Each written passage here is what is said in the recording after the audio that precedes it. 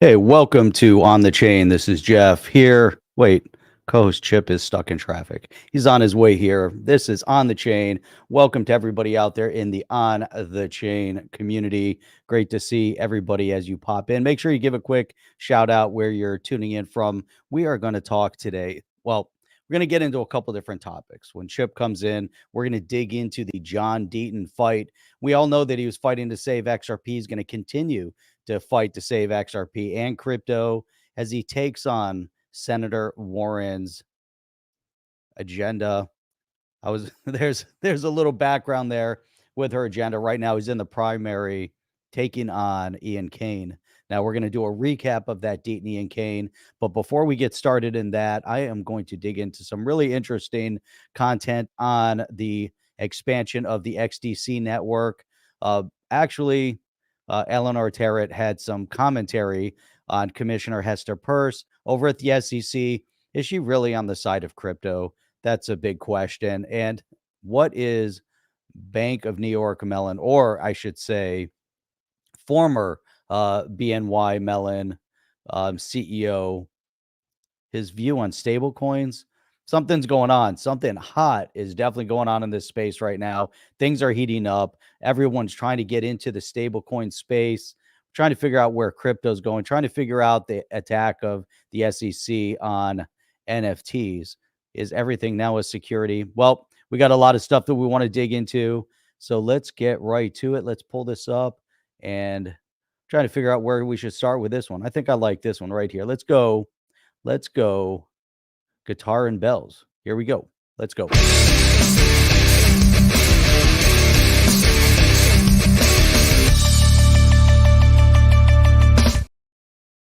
All right. Welcome to everybody out there in the On the Chain world. We are streaming today we're live on YouTube. We're over on Rumble. Going to monitor and see exactly what is going on with the YouTube promotion out there to see how they're promoting us. Normally, we're over on X. We're crushing on X. We're not streaming on X today. So if you guys can give a quick push to say, hey, to all those X followers out there, let's try to get more people flowing in here, trying to figure out exactly what is YouTube doing to the channel as they've been crushing us lately. And you can watch us over on Rumble. You want to check out on Rumble. Let me see if I can pull up. Let's see if it actually, look at that. It actually went live. So I'm going to pull up. We've got one viewer right now logged into Rumble. Takes a little time for people to pop over to Rumble. So if you're watching on Rumble, give a quick shout out to everybody through the chat over on Rumble. Problem is with StreamYard right now is that it doesn't pick up the we can't interface Rumble directly into StreamYard, and so we can't see your comments over here. However, I can pull them up. If I open up the Rumble chat, we will watch and we'll see everybody over here in the Rumble chat. So anyhow, let's get right to it. Let's talk a little bit about, see, where should we start? I want to talk about the stable coins. Then we'll get into what Eleanor Terrett had talked about regarding Hester Peirce. Maybe not really on the side of crypto. Is she just pontificating too much? Is talking too much? Getting into kind of the anyhow. All right. So where are we here? All right. Let's share a screen. Let's get into. We don't have to watch the video. I guess we could get into and hear exactly what they're saying. And I want to thank Crypto Eddie for sharing this. I think there's a lot of great content lately that she had pushed out over on X. And so let's see if the volume is loud enough here. There we go. All right. So this is going to get into the view on private stablecoins. So Circle, USDC, Tether, PayPal. And the question is, do they have too much risk? Right. So let's pull this up here. So Crypto Eddie posted this. Again, this is coming from the former CEO of BNY Mellon, Anthony Morrow. And the idea there is, again, too much risk with stable coins.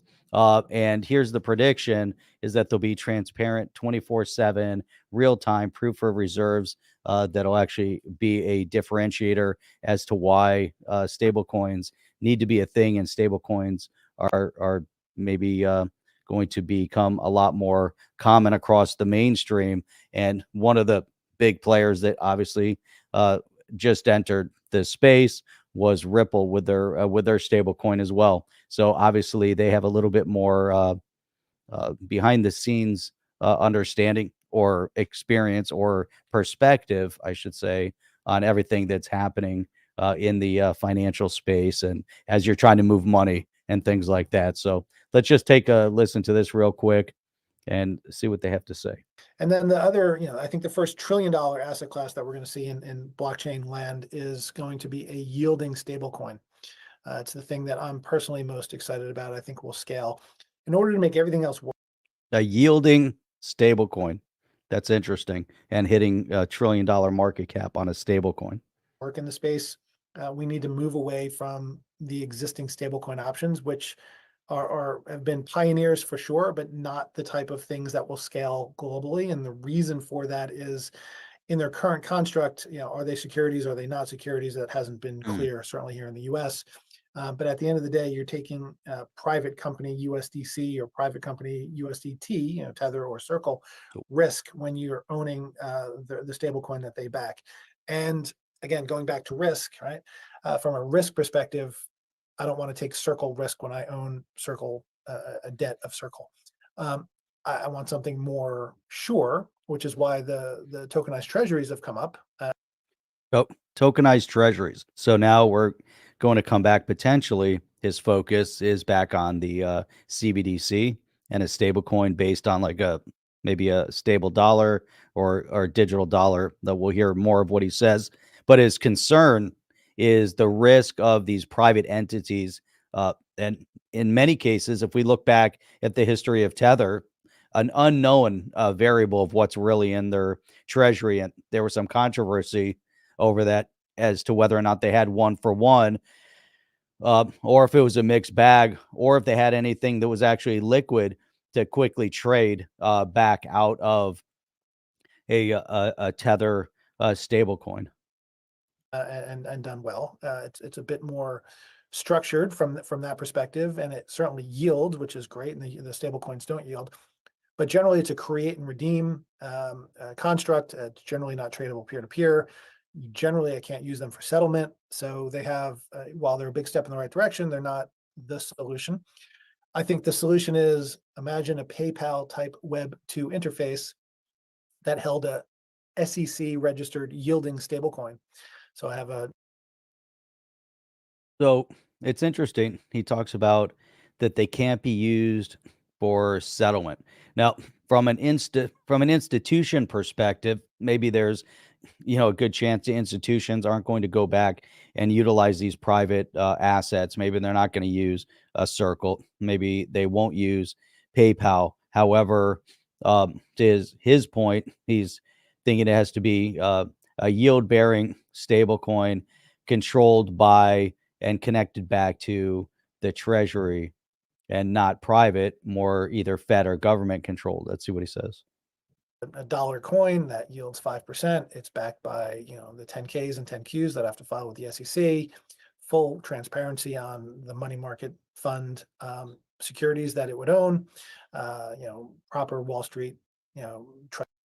So the stable coin backed by funds that potentially trustees and custodians in the mix. Then you start thinking big picture.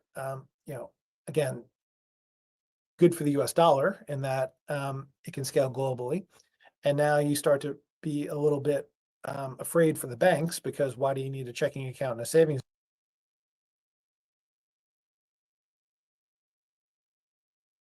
account? And that's just here in the US. Now imagine if you have an emerging market currency in a hyperinflationary environment. Now I can have a US dollar bank account yielding 5%. I'm just going to put all my money in that. So crypto enables massive infrastructural change throughout the global financial services system. I'm not saying it's a bit like AI that needs to be controlled, because I think AI needs to be controlled.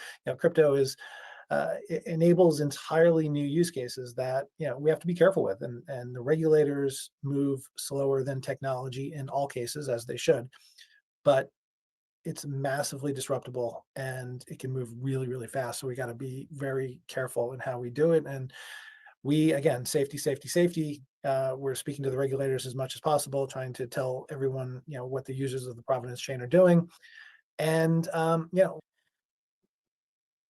Oh, this was interesting. There was a little bit of a technical glitch. Now I finally realized again what's causing the technical glitch, and it's Crisp. Crisp actually just shut my computer down. So that is very interesting. So Nice. here's Chip.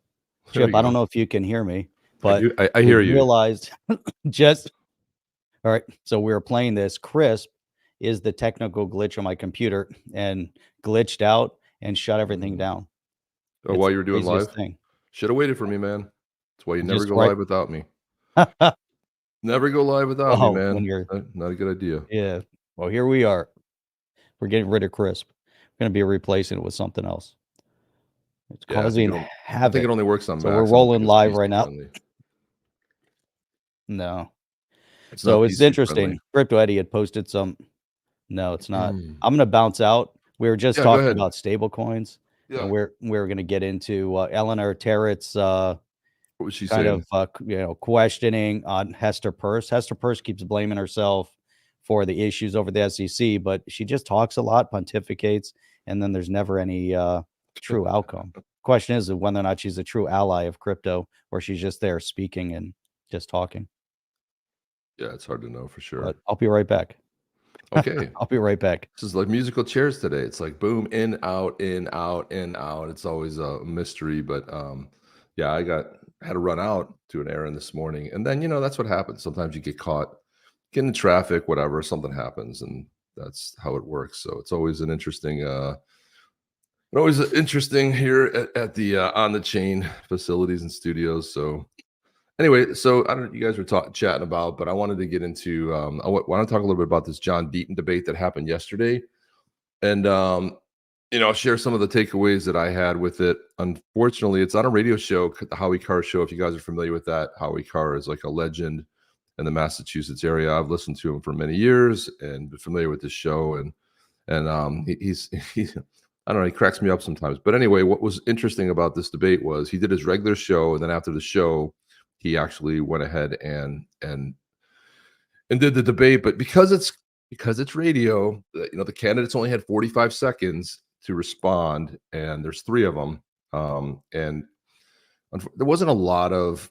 I don't think there was enough time to really get into big substantive sort of questions. But I thought Deaton did an amazing job. I thought he was phenomenal, and he's clearly the front runner because the other two guys took shots at him.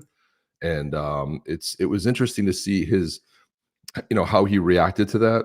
So that was pretty good. There you are, Jeff. Bam. That was crazy. Yeah. Well, it's like technical issues. Watching Chris crash, and then it just shuts my computer down, like it goes into sleep mode. And I was talking a little bit about the Deaton, debate. I've got some. I queued up some. Unfortunately, it's a long video. It's like a 4-hour video because Howie Carr did his regular show. Then at the end, he did the debate. But the candidates only had 45 seconds. They had a 1-minute opener, 45 seconds, and like a 45-second close.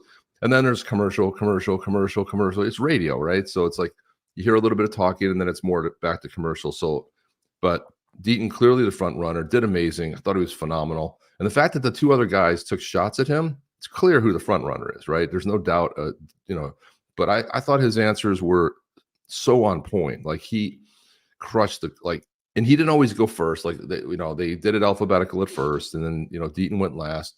But I queued up a few of these segments here that we'll get into, and I want to get some feedback from you guys and hear what your thoughts on this. But I'll pull it up, and you have to be a little patient because this is a long show. I'll have to queue up the time. So the first one starts at hang on a second, 302, I think it is. Oh, we're already getting into Deaton. I thought we'd go right into it, man. I got the Hester Peirce just like little snippets real quick. All right, we just can to, do that. We Just can to do that. crush that real fast. Unfortunately, I don't know how I can cue this up. It's just the sad part. Yeah, while you're working on that, then we can let me share this real quick. Oh shit, that's not it. Damn it. All right, Chip. So while you're doing that, I find this kind of interesting. And Eleanor Terrett had pulled this up, and Hester Peirce comes out. And it's funny because if you look through the commentary, she writes approximate quote. Now, she was watching it, kind of roll out, and she was taking notes as she did it. So people are like, what does that mean, an approximate quote? And she said, well, she was typing the quote out.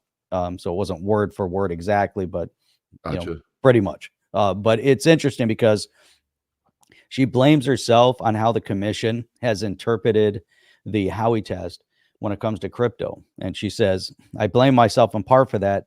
Something that I could have done differently is help bring more legal clarity. Really. So after all these years of supposedly she's she was on the side of crypto mom, and really she wasn't. Because if she could have done more, and she's blaming herself at how the commission interpreted the Howey test, she either wasn't outspoken enough, or, she had some commentary that led the SEC to interpret it a certain way. And she goes on, it's a cautionary tale for other regulators. I think we've got a lot of work to do at the SEC and in the industry. Well, yes, obviously there's more work. Obviously, we have to make sure that the SEC isn't corrupted.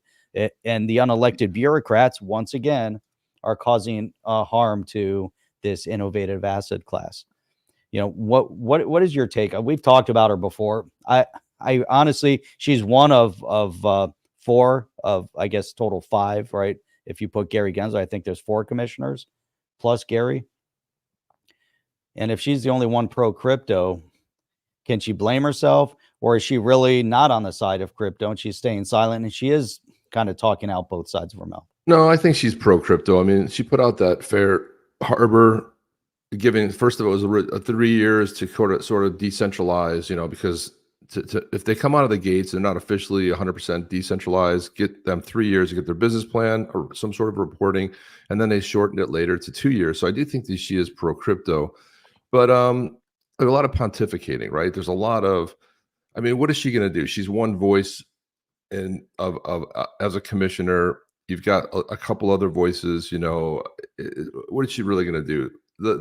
I forget I don't know if it's was Tom Emmer or was Davidson who had the change to the way the SEC is. Because what happens is you have the SEC chair basically becomes a dictator, and it's their way or the highway. They do whatever they want to do and make the choices they want to make. The commissioners can vote on stuff, but if you have a 3-2 type of a thing, now when the Ripple got sued, I mean, there were 3 Republicans and 2. Well, you had your commissioners, but at the time Jay Clayton was Republican and he voted as the majority. So that's what ended up turning that. Hester Peirce voted no, and then the other commissioner, he's since left. But this is the whole thing. It's Davidson. Okay, so Davidson's Stabilization Act right here to remove Gensler, it basically takes out that, it adds more fairness to almost, I think if I remember right, it's more like the Supreme Court we have. How many people do you have there? What does it say? I forget how many on the commission. Yeah, like on the commission. I think there's 4 plus Gary. No, but this new one removes Gensler, and it creates like 6 or 7. 7 does it? Maybe it was 7. Let's see if it's in here. It was something like that. That's why I'm introducing legislation to fix the ongoing abuse of power and ensure protection. American investors. It goes on. Here's the background, and then nothing in terms of. Under the SEC Stabilization Act, a single political party would never hold more than 3 commissioner seats at any given time, thus protecting U.S. capital. It still didn't say how many. All rulemaking enforcement. An article would remain commissioner. So what is this? This is just the permalink for this. Because I remember him talking about this. I thought it was something like basically it just removes that figurehead. There's no more commissioner. He gets rid of the commissioner, which gets rid of Gensler. And that's the way you take him out. You vote this through and boom, you're gone. See you later. See you later, stupid. So you pass this. Get rid of And them. look, what you do is you hire Elon Musk and you say, okay, pretend the US government is Twitter when you arrived and get rid of 75%, cut it. Nobody misses it. You know what the politicians are most worried about during a shutdown? Not this bull crap that they go like, oh, we're really worried about the people and then this and that. You know what they're really worried about? It can shut down for a month and nobody misses it. Nobody cares. Everything goes on. The government shuts down. We don't hear from them anymore, and it's fine. I mean, when the government shuts down, not much is lost. So get rid of all the bloat. The founders never had the intention to have this massive government. There's too much overreach. There's too much regulation. Cut all the government agencies. Get rid of them. We're better off policing ourselves. I mean, there's going to be some things out there, but people can sell police. Look at all these meme coins. People know they're going to get rugged. The possibility of them getting rugged is always there, and they do it anyway. They don't care. That's right. So Chad, this is just a brief. We don't have to watch the whole thing, but the opening of it here.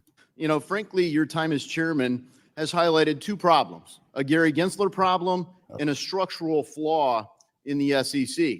And as I told you in April, I proposed a solution called the SEC Stabilization Act. You're making the case for this bill easier every day you are acting as the chairman. I love this guy. By doing rulemaking after rulemaking without any regard to the impact of these rules, or maybe that's the feature for you, I don't know. But it's having a massive impact on our markets.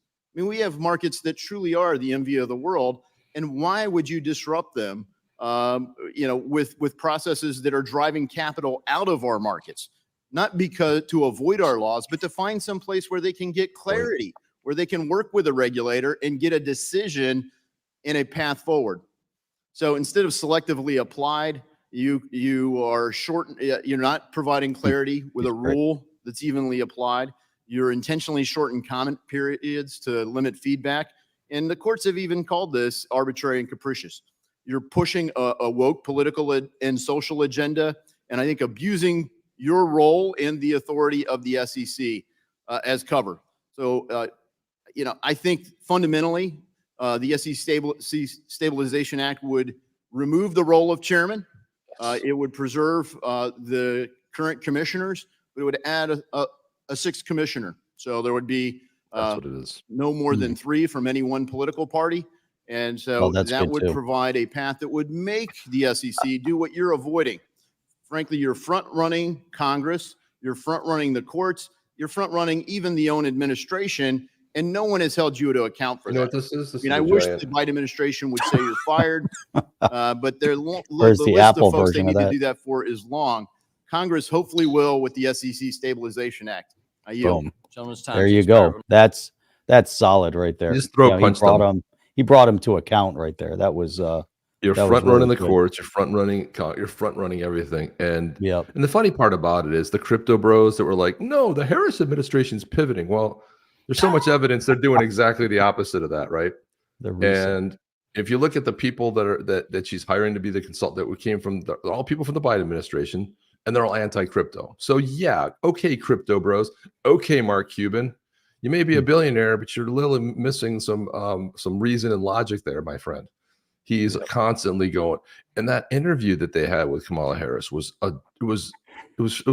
ridiculous. I'm like, and they're like, she crushed it. She did a great job. And I'm like, what are we serious? Like, are we watching the same thing? I mean, really? It was incredible to watch how people were so enamored with that, Jeff. I was shocked. I was literally shocked, man. I was like, you gotta be kidding me. It was insane, this whole thing. Dude, it's so crazy. She had to show up with Tampon Tim, Right. to be with her. And it shows how weak she is. She's supposed to be an alpha, right? Presidents are alpha leaders. We just had a president who's not an alpha leader. He's just basically an asshole. And now he's an asshole with dementia. He's lied and cheated his entire political career, right from university and law school. He plagiarized one of his projects and should have been kicked out of law school. Said he graduated at the top of his class, graduated almost last in his law school class at Syracuse University. He was not the envy of Syracuse University. And there were a lot of people, at least they're outspoken people from Syracuse University that had certain commentary about him as well. And, it's just interesting to see Exactly. When you push beta individuals into leadership positions, they're extremely aggressive, they're extremely hateful, and they will lead through intimidation versus an alpha leader is a leader and it kind of expects you to follow them. But people do follow them because of the leadership skills that they have, and they've been proven over time but you take someone that isn't and you push them into a position of power, they don't have the tools to lead, and it becomes very, very And Jeff, that's a really good point. imbalanced. You know what? One of the great characteristics of an alpha leader too is the fact that they will treat the person that cannot help them with dignity and respect. And Right. there's long history of Donald Trump helping people you never heard about until the story came Ever. out, or they went Right. public on it and said, "Yeah, hey, listen, this happened, and then I lost my house, and then Donald Trump came in and saved it." And he doesn't publicize it, doesn't do that. This is when he was just a business guy, right? This is his whole life. Versus a Kamala Harris, who 93% of her staff left because she treats them like crap. Okay, That's so correct. this is a person, who's a little bit, a little sauced up a lot. I mean, I don't know what's going on there. I mean, that's the only thing we can really attribute to, because She none of has it to is. be drunk. She has to be drunk. Please, I hope so. Slurring I her mean, like, words, I at least hope there's the an the excuse. eyes aren't focused. I mean, the whole thing. It's just bizarre, The weird but laughing, Jeff. the weird laughing, that's from, nervousness, but it's just like, it's really so strange. But if you go back, look at like an Alan West, when he was running for US House, and the following in South Florida that he was able to gather around Is him. my rep. But yeah, he was a lieutenant colonel in the military, and obviously people followed him into battle, into combat, and he put himself. If you go back to when they tried to court martial him, they wanted to remove him. They wanted to kick him out of the military. There was somebody back here that wasn't overseas, and they brought him in front of Congress. And if you go back to that period of time, he had to fight for his position and fight for his career, and he had to protect himself. And the one thing he said when they asked him if he'd do it again, there were some things that happened in combat when he was over there, and he said he would do it again because it protected his men that were serving under him in combat, and that meant more to him than his career. And it's amazing when you have someone like that that'll put the people that follow them in front of them, before themselves. That shows true leadership, and and that's what he was willing to do. And then you take someone like a Biden who's lost, or a Kamala Harris. They don't care about the people. On Elizabeth Warren, she doesn't care about the people. It's so obvious. She had to cheat and lie to get all of them. All of them have a common thread. Biden, They do. Elizabeth Warren, and Harris have all cheated and lied to get where they are. And it's amazing. But then they're surrounded by people that put that ahead of actual achievement and accomplishment. That amazes me. How do you have look at Debbie Wasserman Schultz? Same thing. She was in the DNC and she cheated. She gave Hillary Clinton the questions, and she was doing things. They had to kick her out. She was a sitting House representative. They had to kick her out of leadership from the DNC because of what she did. And yet she's still in the House. And where's the ethics committee? There you go. Waltz's stolen valor. Well, they asked What him in the world? Stolen valor. He talks about his time in combat. They asked him about that in the interview, and he says, "Well, we were talking about something of war and this and like figure of speech." No, Right. dude. No, dude. You were telling that you were actually in battle, and I mean, cheers to. I mean, that was like one of the only questions I thought was tough, calling on somebody on their rhetoric. Dana Bash did the interview. Now, when she interviewed JD Vance, it was all like attack. Right. And then with Kamala Harris, it was like, so would you say you did this because of A, B, or C? Like spoon feeding the answers to, somebody, versus asking a really hard question. And he choked on his words.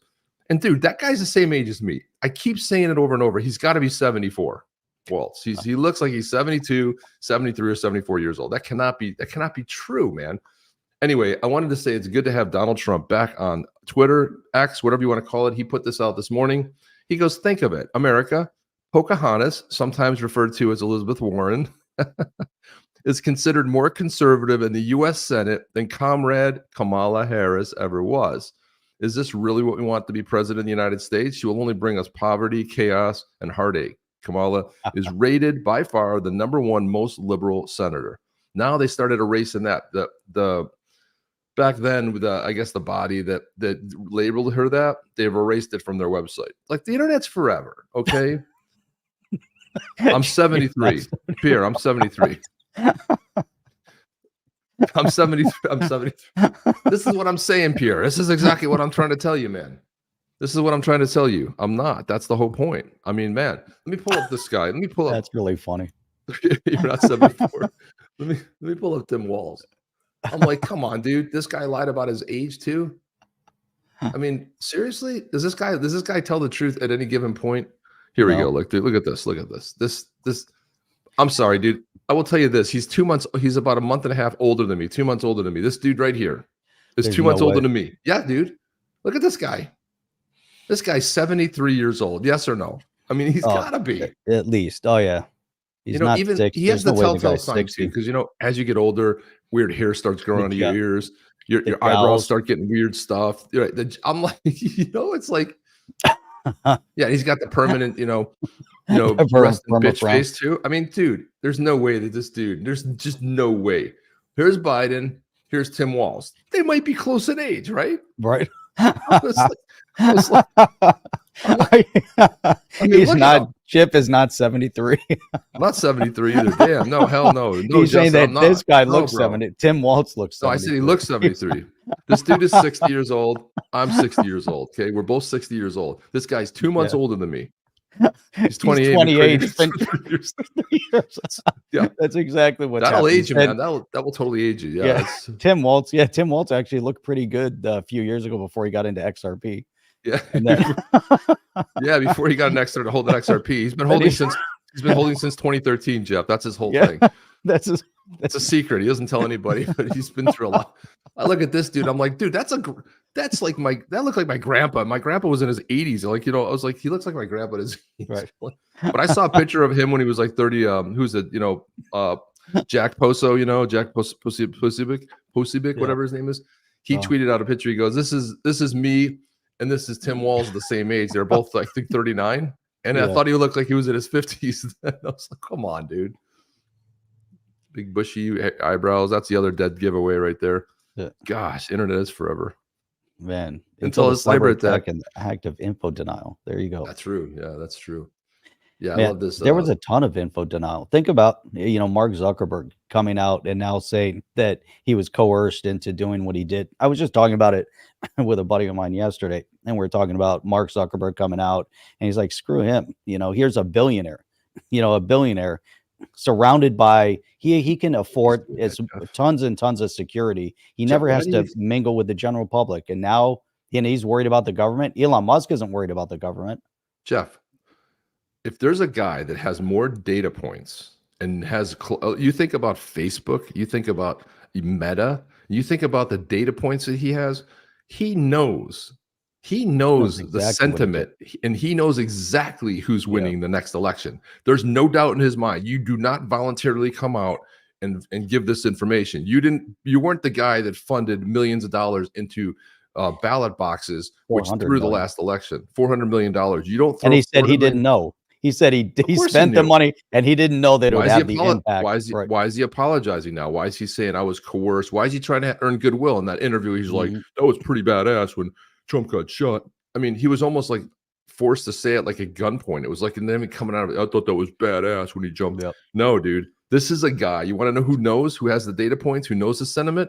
This guy knows it's not a contest. This guy knows that Trump is winning. You do not voluntarily come out and start talking about the FBI. He's trying to earn goodwill, trying to get on the good graces before the hammer comes down. Right. That's what he's trying to do. He'll find himself in jail. And they might have come and told him already, hey, we know you did this, this, and this. When the outcome comes, they're coming after all these guys who corrupted the true misinformation. Zuckerberg sent that letter from his bunker in Hawaii. Yeah, why is he building a bunker in Hawaii? They're never gonna get me alive, coppers. You're not. We're not coming. Yeah, we got our guns. See, you're not coming for us. See, you got a gun. See, you're not gonna come for us. These are the guys that don't like guns and walls, who have lots of guns and walls, right? A wall and a bunker, underground, all kinds of stuff. Man. Mark Zuck coming out of the closet. Yeah, in ways. Bucks.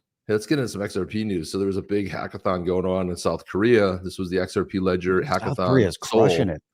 it, over there. Seoul. It Move was to South Korea. Wait till you see this, Jeff. This is insane. Like I've seen it. We've been at hackathons. We you know, look at this right here. So this is the cool. First of all, it was the way they had this screen set up was phenomenal. It looked like this That's giant really cool. sort of board, and then just look at all the cool people were there. I mean, I see Pierce it, you know, comes out right away, but Futureverse was there. Our friends over at Catalyze were there. Grin was, Garen was there. You know, this the name Bitru. A lot of people, you know, things we know. Decent was over there, so it was like a big event, man. And I got to tell you that this is the marquee outside. Look at that, dude. Cool thing with the X. You see the XRP logo over there in Seoul, South Korea. Look at that go, man. XRP's L Zone. And then they had, and then Jay Lee was posting a lot of cool stuff from Catalyze. He was posting this, but he said, look at this. He goes, have you ever seen an XRPL hackathon on this epic scale? Look at this. Look at that. That's a lot of It's people. freaking massive, man. That looks awesome. Yeah, look at this. I mean, Look these what are they're like, hacking over there. yeah, I mean, you talk about where, and one of the things we learned when we were at the Wave of Innovation in Australia is that there like 7 out of 10 people know what XRP is or own it. Football draft pick. Yeah, that's what it really looks like. That's That's fantasy chicken. football. Sorry, guys. I'm Right. sorry. What was the hackathon? Wasn't a real. They're doing the draft. That's what it is. That's what it looks like. Yeah. There's always one guy that's wearing a mask. Like, see, this guy's wearing a mask. He's Well, like, that's- there's else always they'll be one. fine There's by always now. one person that's got to like be like, okay, dude, really? Like, are you that worried? Like, seriously, man? Yeah. Not that, and you know what's crazy about that? You just have to do it through observation, right? Even like when Good at thing. the height of all the chaos, they kept saying there were certain workers that could work like grocery store, right? Yeah. Thousands of people walk by them a day and they didn't drop dead. And then they're like, "Oh no, but you can't go and do your thing because you might drop dead." So Oh, no, if the grocery store clerks were dropping dead every day, then I would say, "Hey, there was a problem." But since they weren't dropping dead every day, you knew there wasn't an issue. Well, It not only wasn't as, that, you know. but the homeless, dude, the homeless don't have any medical care. You get a cold, at least you can get something off the shelf. They got nothing. They're eating bugs. I mean, they're eating out of dumpsters. And where was all the dead? Like, were they piling up? No, man. There's more homeless than ever. It was like there wasn't any. They weren't homeless. Like, Right. oh, we got to go into this district because we got to collect the homeless who have died. Like, they didn't have any problems. Like, there was no problem. The Amish didn't have any issues. You know, and when you went into that's a funny thing. You went to a restaurant, you put the mask on. And when you took the mask off, the virus is smart enough to know, like, oh, these guys are eating. Don't bother them. Are they 6 feet apart? Dude, the 6 feet apart was the one I called bullshit on the most. I'm like, there's no 6 feet apart. Like, what is it's the dumbest thing I've ever heard. First of all, it's airborne virus, number one, right? Right. And the microns, like, if you can breathe in and out of a mask, and it's like 1 or 2 microns for a virus.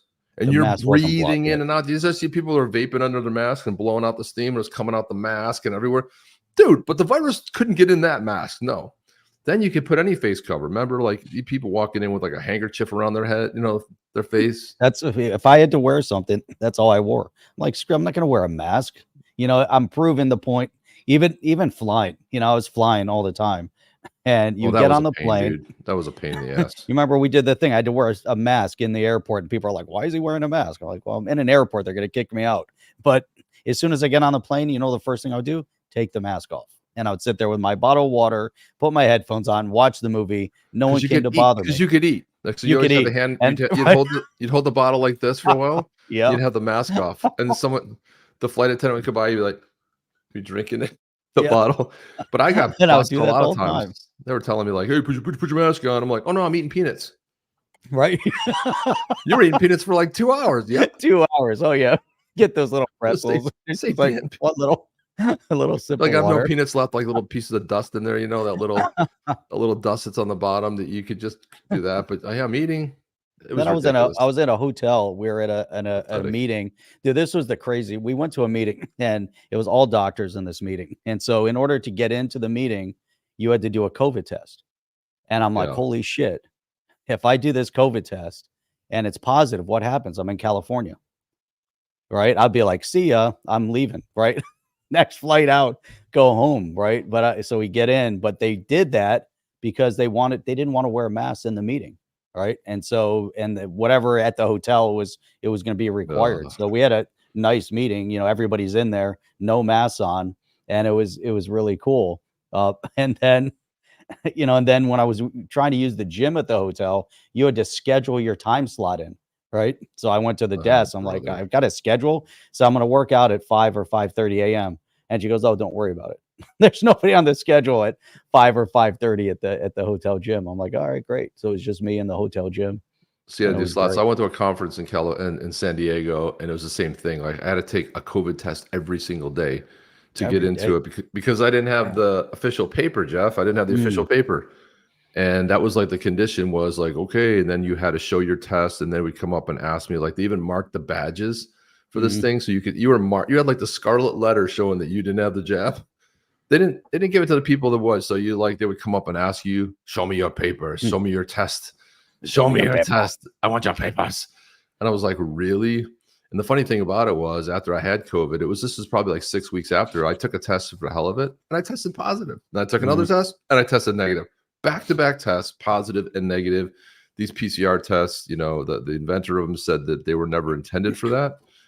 That's why they cranked up the cycle so much to like 40, 45 to try to like amplify. It was reading more than what was there. It was ridiculous. It's ridiculous. And then we find out, you talk about crazy stuff. We find out all these mammograms that there's like a 70% false positives that have been going on for like the last 20 years. So people are getting chemo and thinking they have cancer, and they don't have cancer. It's insane, Jeff. So the medical world, especially with stuff like that, is really circled around reimbursement, right? Insurance coverage.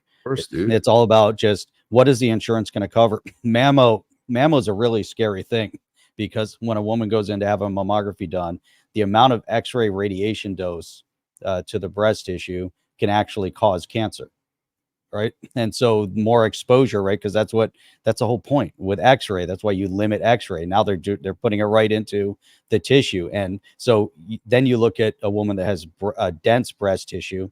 You can't see anything with that mammography. You have to use ultrasound technology in order to visualize it. But in order to get an ultrasound year after year after year, the woman still has to do a mammo, even though it's already been determined that it's not going to do anything for her. But in order for it to be covered, this is the insanity of the insurance world. It'd be much better to be in a cash-based environment, similar to where you and I go. It's much better to be in a cash-based world for a medical, because you're getting the right coverage. You can get the coverage when you want to get it, and you don't have to jump through hoops. But even a scenario like that, it's just like, it's so crazy. And that's how we know everything was as backwards during that whole period of time. For like 2 years, you had government and news people telling you what was good for you medically speaking, and you're like, are you kidding me? Like, you guys don't even know what you're talking about. All right, it's just so ass backwards, the whole thing. That's insane. Matt, so what's up with John Deaton? We have that queued up. I do have it queued up, but unfortunately, because it was like he did it as a Spaces, I couldn't download the video. That was my trouble. Spaces. So he like broadcast he broadcasts it live, and that's how it shows up. So you can't really download the video. So I'm going to the opening statement here, and then I'll be able to share it. Jim D said, my dog practices social distancing by letting me put a doggy no scratch cone on its rump. What the? I don't know what the hell that is. I don't know what that means. I'm assuming he puts so nobody can pet him. Yeah, there you go. Something like that. All right, here we go. This is how they did it. Spaces like that. This is how this is how ours show up weird too. Like when you post them, it shows up. It's not really a Spaces. It's just like a broadcast now on there. And then so this is the other candidate. And this guy's he's over here chopped off here. You can't see him. He's got the Trump hat on, and his whole platform is I'm voting for Trump. Yeah, right. America first. Yeah. They asked the questions he didn't know the answer to. He doesn't know. Like no one even knew about this guy. This is the fake. This is the fake plant, the Democrat plant. Over here. Just ask him one question. Where do you stand on crypto? That'll be the end of it. Well, this guy's pro crypto. He claims to have a crypto consulting company, and he did get in there that Ian Cain. Yeah, Ian Cain, crypto consulting company now. Yeah, he does. He has a crypto consulting company. Apparently, this guy here. Look at this guy. Glad John Gill. John Gill. My God, John Gill was OG, baby. Been forever. Appreciate that, John. Thank you. Thank you, man. this he said, and I'm the only candidate up here that was endorsed by Cynthia Lomas. I mean, dude, does anybody want to be endorsed by her? Yeah, the Bitcoin maxi who can't see. He can't see. There's only one cryptocurrency. It's Bitcoin, Bitcoin, Bitcoin, and then she endorses the Democrat plan. Good job. I've called her out hundreds of times not hundreds of times, a bunch of times over on Twitter, right? And you know how uncomfortable it must have been for these two to be sitting next to each other, right? This guy is like on the corner here, but let's see, 302. Let's see tell me if you can hear anything here. Nothing. Holy God. Wow, barely. Hang on. So low. Welcome to the Mass GOP Wow, it's really low. senatorial debate Can't this hear it. evening from Cape Oh, there we Gunworks in go. Hyannis. Nice. Primary day is Tuesday. Polls will be open from 7 a.m. until 8 p.m. Any voter registered as either a Republican or unenrolled independent is eligible to take a ballot. This debate is brought to us tonight by the Massachusetts GOP. To learn more about the Massachusetts Republican Party, go to massgop.com, massgop.com. Thanks to the Mass GOP for its sponsorship tonight, to Cape Gunworks for hosting the debate, and also for the three candidates here tonight for the final in-person debate before the voting begins at the precinct level on Tuesday. The candidates here tonight are, to my left, Robert Antonellis of Medford. Say hello. Hello. Hello, voting for Trump. Ian Cain of Quincy. Hello, good evening. And John Deaton of Bolton. Hey, everybody. The rules of this debate are going to be simple. We'll start with each candidate's opening 1-minute statements to be delivered in alphabetical order. If you go over 1 minute, the buzzer will sound and you must stop. Jared back in Needham will be handling the buzzer tonight. To maximize the amount of questions to be asked, responses of the candidates to my questions will be limited to 45 seconds. If you wish to respond to something that one of the other candidates said, please do it within your 45 seconds, but also be sure to answer the question that was asked. If you totally deviate from either the question or another candidate's previous statement, or if you make libelous comments, we reserve the right to cut your microphone. And please, no shouting out of things from the audience. I mean, I don't. Obviously you're going to applaud or chuckle or something, but just, don't direct your remarks to any of the candidates, please. Ian Cain's a For plant. one thing, you don't have a mic, but that's the least of the We problem. hate Ian Cain. Okay, the ordering of the questioning, of the answering will vary. Again, we will start alphabetically with Antonellis first. He will be the first candidate. We'll start off. The first candidate to answer the second question will be Ian Cain, because he's. So Jeff, you haven't seen this. I obviously picked out the segments, but I want to hear your take after they give their opening, and then we'll go just at the Deaton ones. Second alphabetically. The third question will start with John Deaton, and then we'll go back to Antonellis. It's all alphabetical. At the end of the hour, each candidate will make a closing statement. The length of each response will depend on how much time remains, most likely either a minute or 45 seconds. So let's begin with the 1-minute statements. Why people should vote for you. We're introducing yourself to the audience and the voters. We'll start with you, Mr. Antonellis. Well, thank you very much, Howie, for having me here today. Okay. I'm a Reagan Republican, conservative for my lifetime. And you've Maybe noticed yes. I'm wearing a Trump hat. Sweet. And I do support Donald Trump. I There plan you on go. voting for Donald Trump in November. That's why you should vote for him, And Jeff. this is the one time, because it's a very restrictive Antonellis. schedule here, for me to point out that I'm the one candidate That'll vote for on the stage of three who actually is going to declare to vote for Donald Trump Got it. in November. So I know that we've got two new members of the Republican Party, and I they see have what a his chance game is. to discuss that issue. Yep, I that's do good. plan on running with a very conservative America First agenda Okay, what is and that? fighting for ending Voting for Trump. Massachusetts as a sanctuary state, strengthening the border, fighting inflation, crime. Parents' rights are a big deal for me. And when it comes to taking on Bing, done. All right, Time's thank up. you.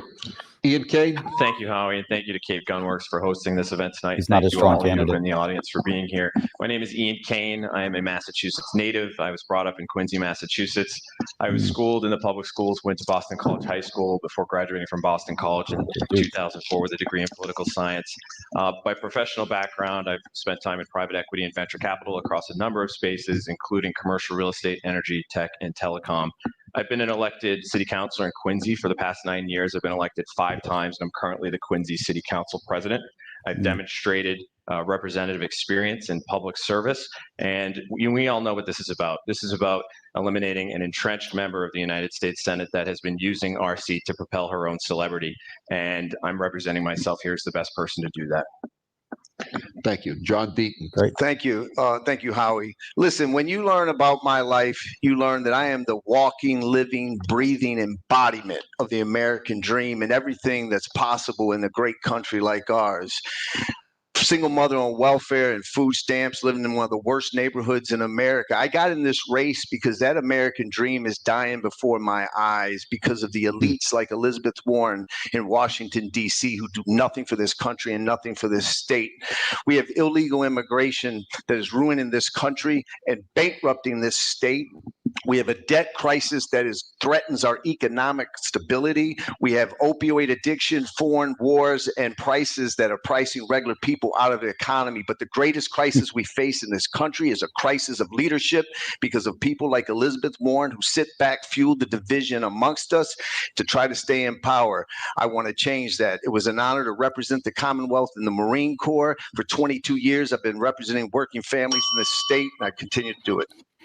All right. So we're these. What'd you think of that opener? I think that there's only one true leader amongst the three, and that's John Deaton. Right. You can tell John Deaton is out there to fight for the people. The others are, the guy on the right over there, Antonello. Obviously, he's just Trump. like he's the only one that's pro-Trump.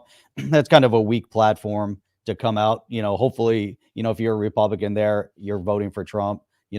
You don't have to. He's putting on too much of a show with the hat, and obviously he's in front of the GOP.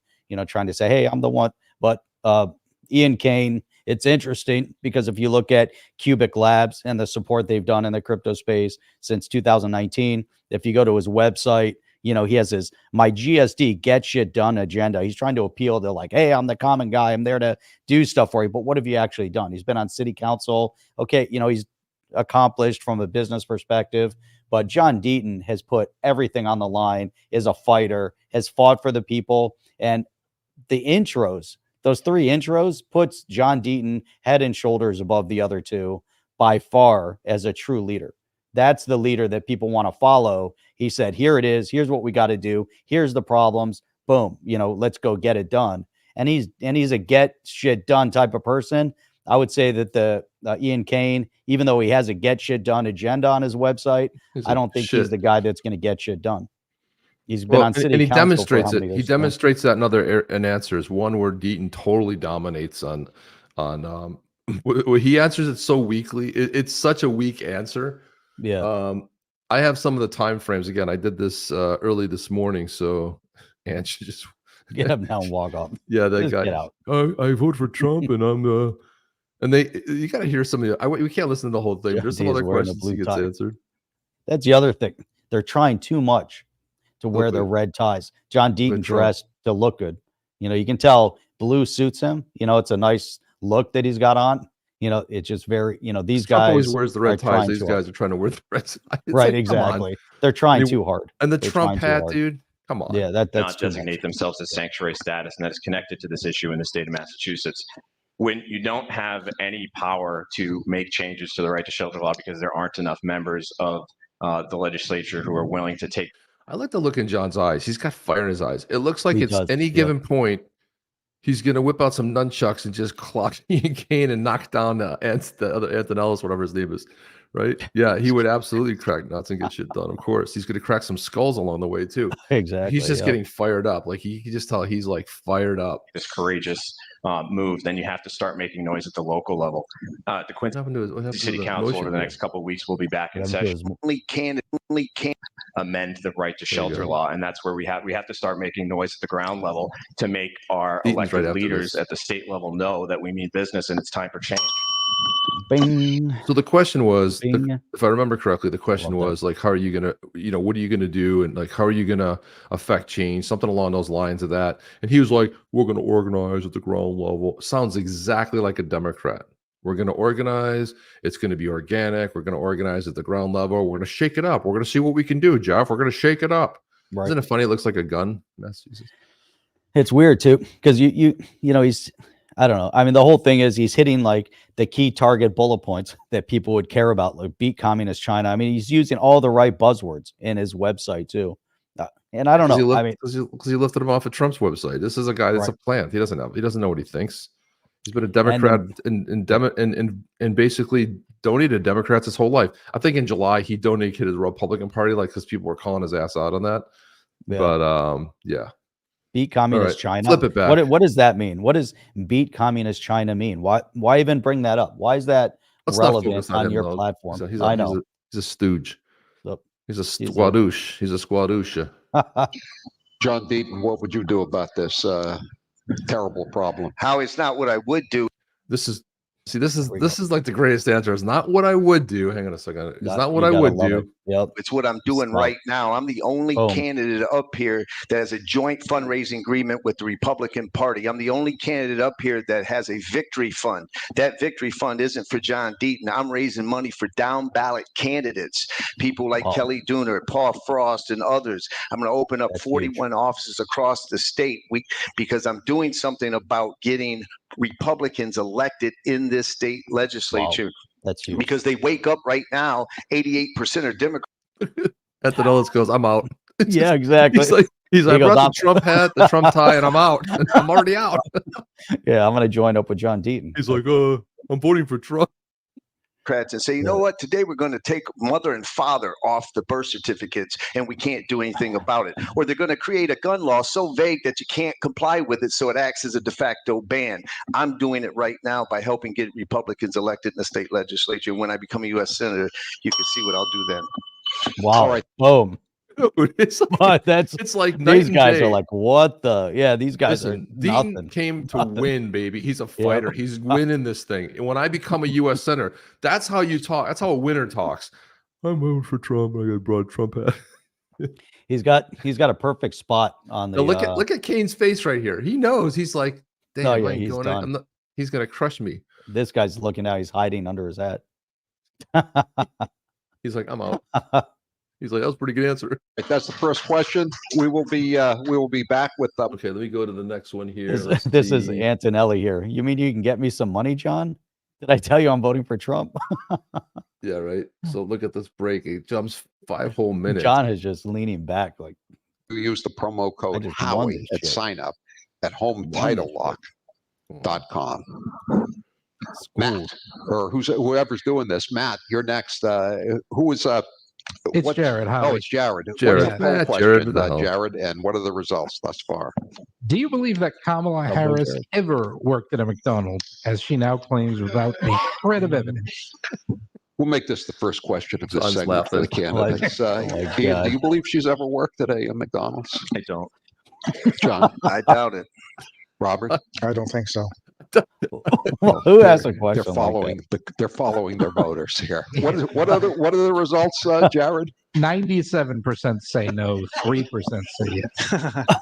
Who asked a What's question like that? funny about that is like they stopped talking about the McDonald's thing because they couldn't find which McDonald's she worked at because she never worked at McDonald's. When you Right. start making up stories and inventing things about your life and your past, yeah, that's a dead tip off that let's not trust that person, right? All right, back to the I like how they're all laughing. back to the That's good. debate. Little The question, the first question will go to today to Ian Cain. What are the two top issues that you disagree with Elizabeth Warren on? Ooh, The two top issues, I think, first is the school loans. You know, I don't agree with her policy on forgiving student loans. I think that has been a very Those are the unfair top two. measure that she has taken. No, the funny thing Top about two. that, Top two. That's yeah, his number one. his That's number his one, number one issue. forgiving the schools. Now, okay, it is an issue, but it's not really her. She's championed it, but it's a Biden, Right. it's a Harris Biden administration. But That that's we his are number covering the one cost issue. of as taxpayers, That's and that's definitely something an issue. that you know, she is still touting. John Deaton's ready to get something out of his pocket and just Yeah. unload on this I mean, dude, there's man. so much. Look at him. He's just sitting there That's waiting it. his turn, man. And this is before the he- first one you choose. This is your Yeah. number one issue. Deaton's going like, that's your number one issue? I love this guy.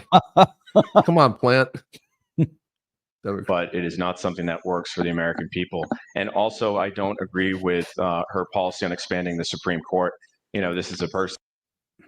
Doesn't her policy, she doesn't have a policy. She has a critique of it. She hasn't floated any policy. She hasn't floated any bills to do such. So this is weird. It's like he went to her website or went to Twitter and just picked off a couple things. And that has continued to try to change the rules in different branches of government, except for the one that she actually serves, because she's an ineffective legislator. So, you know, she seeks to change things in the Supreme Court. Those are the top two. Top two. Sorry, and that's Interesting. yeah, those are your top two. Nothing John to do with Deaton. crushing the economy. Here comes John Deaton. Here we But go. you cannot limit it to two. Come on, brother. Let's see. I- We've got was gonna say Medicare that for too. all, the border, Yeah, yeah. Green We're New missing this Still stuff. We were touting, talking over still this, hang on. touting. I love that. But it is not something that works for the American people. And also, I don't agree John with is right. her It's- policy I on hate that there's expanding no the way to Supreme afford Court. this thing. You know, this is a person that Yeah, it's has annoying continued to yourself. try to change the rules in different branches of government, except for the Mhm. one that she actually serves, because she's an ineffective legislator. So, you know, she seeks to change things in the Supreme Court. Those are the top two. John Deaton. John Deaton. Howie, you cannot limit it to two. Come on, brother. Let's see. We've got Medicare for all, the border, There Green we New go. Deal, packing the Supreme Court, student loan forgiveness, Yeah. and overall her approach. Her approach is about fighting against things. Fighting against people and issuing things is not the same as fighting for them. For example, That's she right. fights great against the rich. That is not the same as fighting for the poor and the middle class. So I That's right. fundamentally disagree with all her policy issues, but certainly her approach. You do not have to attack other Americans and tear them down to lift people up. I'm going to lift them up without tearing Americans down. That's right. That's awesome. Bob That's Edmonds. such a great comment. I would say the two biggest Really great issues comment. would be she's against the border wall. She's against having America having the ability to protect its own Dude, did you know that Antonellis is voting for Trump? I had no idea. I sovereignty. thought it was And then the other issue would be parents' rights. Parents should have the right to make the decisions regarding how their children will be schooled and whether they will be, whatever you want to I call was it, trying not to co-opted when laugh. they go to school. If you put a girl named Jill on the bus, his problem. You He's don't talking too much. I don't He's even know got- what he's talking about, dude. Put him on a boy podcast named and he John can getting talk off about that looks stuff. an awful John- lot like Jill. Like boom, boom, So, boom, boom. We had She's everything. got a whole different Jared knew what he was talking about. This view guy, on we're already that lost. with him. process. It's already boring. All Plus, right. his voice isn't Thank you. strong. He's just Okay, He's just this kinda next, weak. He's question boring. is for John That's Deaton Here we go. Just- So John Deaton's going to take the next question here. to, he's gonna to get like answer 1% of the first. vote. Hang on, dude. I can't hear what they're saying. Who is the Republican U.S. Senator currently in office that you would consider as closest to your political beliefs and Oh, wow. styles? Another good question. Economically, I would say Langford. He was ranked number 2 most conservative senator. So I would say him economically. Okay. Wow. That's interesting. Bob? I guess I would go with probably Rand Paul. I Wow. like his Rand Paul. sometimes libertarian views on What year? certainly on medical issues That's interesting. and his I didn't freedom, see that coming. his No, I didn't pursuit of either. I was freedom shocked. and constitutionality. Ian? There are probably three Here we go. that Three. I would look forward to collaborating with. Fortunate to get Warren. to the U.S. Senate. The first is Tim Scott, South Carolina. Dude, Tim All right. Scott is the guy you don't want to collaborate with. Tim Scott, the rhino? No, dude. First of all, you Justin pick a King. rhino to collaborate with? Justin King stop. here. Yeah, We're that's what I'm talking over telling them. you. Dude, that's why I keep telling you, shut up. Let them talk. I can't hear what they're saying. You keep We talking. got to keep over talking. them. I pause it when we're talking, but let's, Keep pausing. I think he has been trying to refocus the party to look more for opportunities, trying to rebrand it as Great Opportunity Party. Cynthia Lummis from Wyoming, who has endorsed me in this race, she was focused on innovation and digital assets, and as well as I have heard, and that's escaped me. So, Who's the third? This is great how Howie calls them all. I had a third that escaped me, and Howie calls them. Who's the third? I said the third escaped me.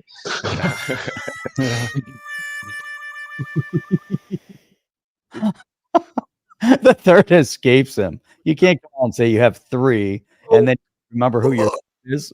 Oh my God. I have three. They asked you for one, but I have three. I'm cool. I'm gonna go three. I'm gonna try to pull a Deaton here. I'm gonna go three. And he choked. And he's laughing.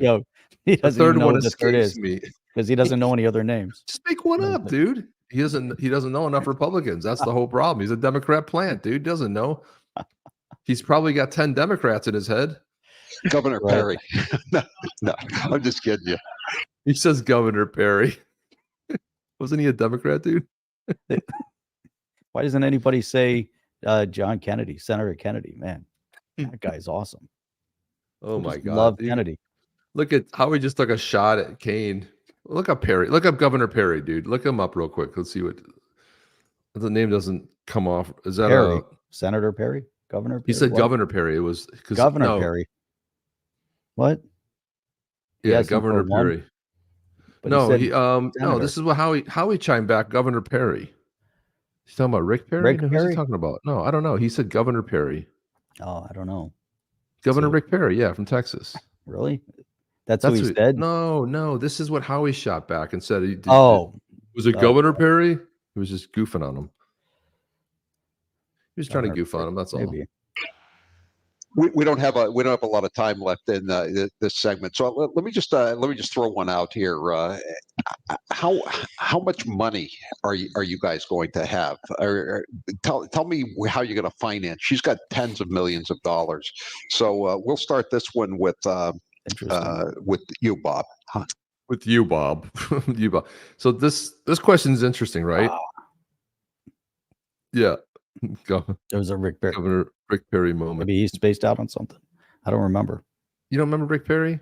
I remember Rick Perry, but did he space out on something? Did he say something? And Let us know in the comments. I don't know. I think he had a major. I don't know. He was hammering him with something. Yeah. But listen to this question. How the other two guys and versus John Deaton's question here. We'll listen to it all the way through.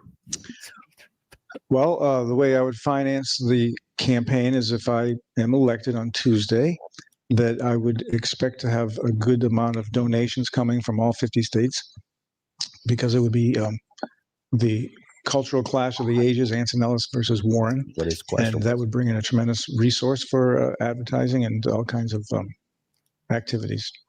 That wasn't his question. Okay, Ian? Sure.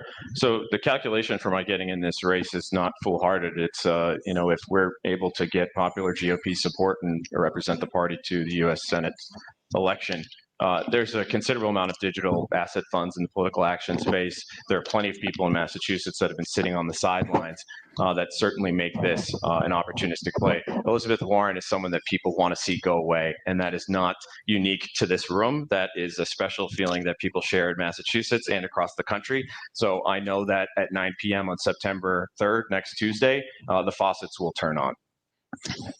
John? Well, the faucet's already turned on for me. And let me explain to you, a campaign, successful campaign comes down to three things. It comes down to money, message, and work ethic. The message is on point. She's incapable of outworking me. So it all comes down to money. That's why I put $1 million of my own money, because I built the infrastructure immediately to be competitive to win. But some of you may have seen commercials on TV. I had a friend that texted me from the Cape that said, John, great commercial. I called the campaign. I said, hey, how did we make a commercial? I don't know anything about it. It's not us, John. It's the super PAC that was created for you that's already raised $3 million. And so there's agencies out there already. And the national party told me, the first poll that shows me in striking distance, money's going to come in hand over fist. We're going to win this election. We'll be right back with more Oh. of the Republic. There you go, dude. It's already coming in. See, it's like these guys are about someday, one day. John Deaton's a now. This is what I'm He's doing now, now. This is exactly. what's currently happened. This is how I organized. It's clear. Yeah, John, I have XRP. XRP Clarity backing me. Damn Dude, straight. he's got a huge amount of support in the crypto space. Uh, But it's interesting that Ian Cain has run Cubic Labs, which is a kind of a hub for blockchain and Web3. So it's kind of interesting. He's been in that space, but what has he done to help people in this space? It's great. You run a company in the space and, you do some innovation. He's bringing people in business and government and I don't know what- academia together to develop and innovate. Hey, What does that's that great. mean? It's like more Right. buzzwords. I don't know what that means. Exactly. But then John Deaton went out there, put himself on the line pro bono and fought for the people. It's a totally different scenario, right? John Deaton. Yeah, but also fought for people with mesothelioma. I mean, he fought for them. He sued he's big always companies. fighting for the people. Yeah, he fought giant corporations and won a shit ton of money. Massachusetts, Yeah. and even in Quincy, everyone has seen the most recent news where we now, because Logan Airport has been shut, the shelters are overrun. T stations are now 542-42. The Republican senatorial debate is brought to us by the Massachusetts Come on, Howie, GOP. let's Learn do it. more about the Massachusetts Republican Party at massgop.com. That's massgop.com. And now back to the questions, and just to reintroduce the candidates. To my far right is John Deaton. a lot that people would want to see. Support President Trump's Massachusetts Republican Party at massgop on. is John Deaton, and to my left is Bob Antonellis. Hello. That's it. All right, Ian, All right. this next question goes to you first. Would you support President Trump's proposed mass deportations of illegal aliens? I would, and I think that this is something of a proposal that I hear a lot that people would want to see. I would just like to see how that would be done. I think we're clearly in a precarious situation where things have gotten out of hand in Massachusetts, and even in Quincy, everyone has seen the most recent news where we now, because Logan Airport has been shut, the shelters are overrun. T stations are now bearing the burden of our new homeless class of migrants that have come here illegally, and so I think that while this sounds like a good idea, I certainly want to understand how it's done, because I think it's going to be a very complicated and expensive thing. And if this issue is about money in Massachusetts, which we're spending billions of dollars on, then it's going to come from somewhere. So we want to know how much it costs. John? What? Yeah, listen, I've said that deportation has to be a part of it. But when you say mass deportation, the devil's in the details. I would not support, you're talking 30, 40 million. If you're talking about people who have been here for 10 years, who've had children here, who are taxpayers. But I went to the border and I learned that the actual number is 12 million when you count getaways in the last 3.5 years. Certainly you start with the people who had felony convictions, who came across, people who came across and have committed crimes. They need to be deported. So deportation has to be part of the overall solution, but it has to be sensible, and you have to honor the laws of America. If a child is born here, they're a natural citizen. Until those laws are changed, you can't break up families. So it's just got to be a common sense approach. Bob Antonellis. Yes, we I go. would support Last mass deportation. It definitely would be a logistical complexity, an enormous complexity, and how many would be based on, of course, legality and so forth. One thing I would consider is having not an incentive program to leave, but a disincentive program to not leave, which could mean that the longer they stay past a certain threshold, the more difficult it becomes for them, perhaps, to hold on. Yeah, I don't know. Whatever. I don't know what he said. I don't know what that guy says. He's Oh, so that's it. boring. He's so soft spoken. I mean, it's okay, but Sophie said, poor guy. He's totally out of his league. Should never have run. What's the purpose of him? He's trying to run for U.S. Senate. He's not running for, even if he was running for city council, which I find if you at the local level, when you go to like a city council, it's probably more vicious, Right. and more, than a national campaign like this. That people are just super petty and horrible. But this guy's not prepared. Like, what is he doing up there? The guy doesn't have any platform whatsoever. Totally out of his league. I was just at an event and they had a debate between two city council members. They turned out to be cousins, which I thought was pretty, awkward, as they were saying things about each other. And one woman had been in there for like 6 years, and her cousin's now trying to run against her, and she had no platform. Like, it was like watching this guy, and it was just like a waste of like 40 minutes of my life. I'm like, and it, you know, if you get that guy out there, who's going to vote for him? I mean, come on. That Ian Cain is bad enough, you know, but obviously John Deaton is the clear winner. You have to have a primary. I mean, I think a primary season like this is perfect because it allows the true leader to stand out amongst the others. And John Deaton is the clear winner here. You know, everything that he's said has been spot on, you know, and you know, Spot on, Jeff. spot on. Except for the mass immigration thing. I think, you know, you have definitely a major issue with all the illegals here, and you'd have to chart back, and you'd have to start going, you know, obviously there's people who have been here for 10 years. We definitely have a broken system. You know, you have people that were, you know, that have been raised here their entire lives. You know, you can't start deporting them to countries they don't belong in, you know, but you have to find a path towards a legality with them, and there has to be some sort of a solution there. But all these illegals that have come in over the past 3.5 years, it's very clear. We know where to start. We don't have to start 10 years ago. We have to start like, you know, John Deaton. It's a very, you know, it's very involved, man. Man, that guy's solid. He's so solid. John Deaton is just so spot on. September 3rd. John Deaton, the people's fighter. He is the people's fighter. I mean, that's it. You know, it's just so clear. So let's see. September 3rd is Tuesday of next. Yeah, so it's gonna be exciting to watch that. So Wednesday we'll have, you know, some good commentary on September. Good commentary, more yeah. local than federal here, but it's been on the minds of many people all summer long. And this was go to you first, Ian. Where do you stand on the Karen Reed trial? Do you think she was guilty? So if you don't know what the Karen Reed trial is, this is the case where there was a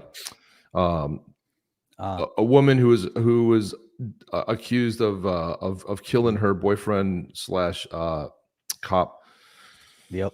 And yeah, so this is it's really local. It's a local case, but it's also been sort of nationwide as well. So that's why they're talking about this, because it's been in the news and local and everything. It's been kind of a circus. So you know. Here goes Ian Cain. I'm waiting for part 2 to come out. You know, last time I Look at the way John Deaton just rolls his eyes at this guy.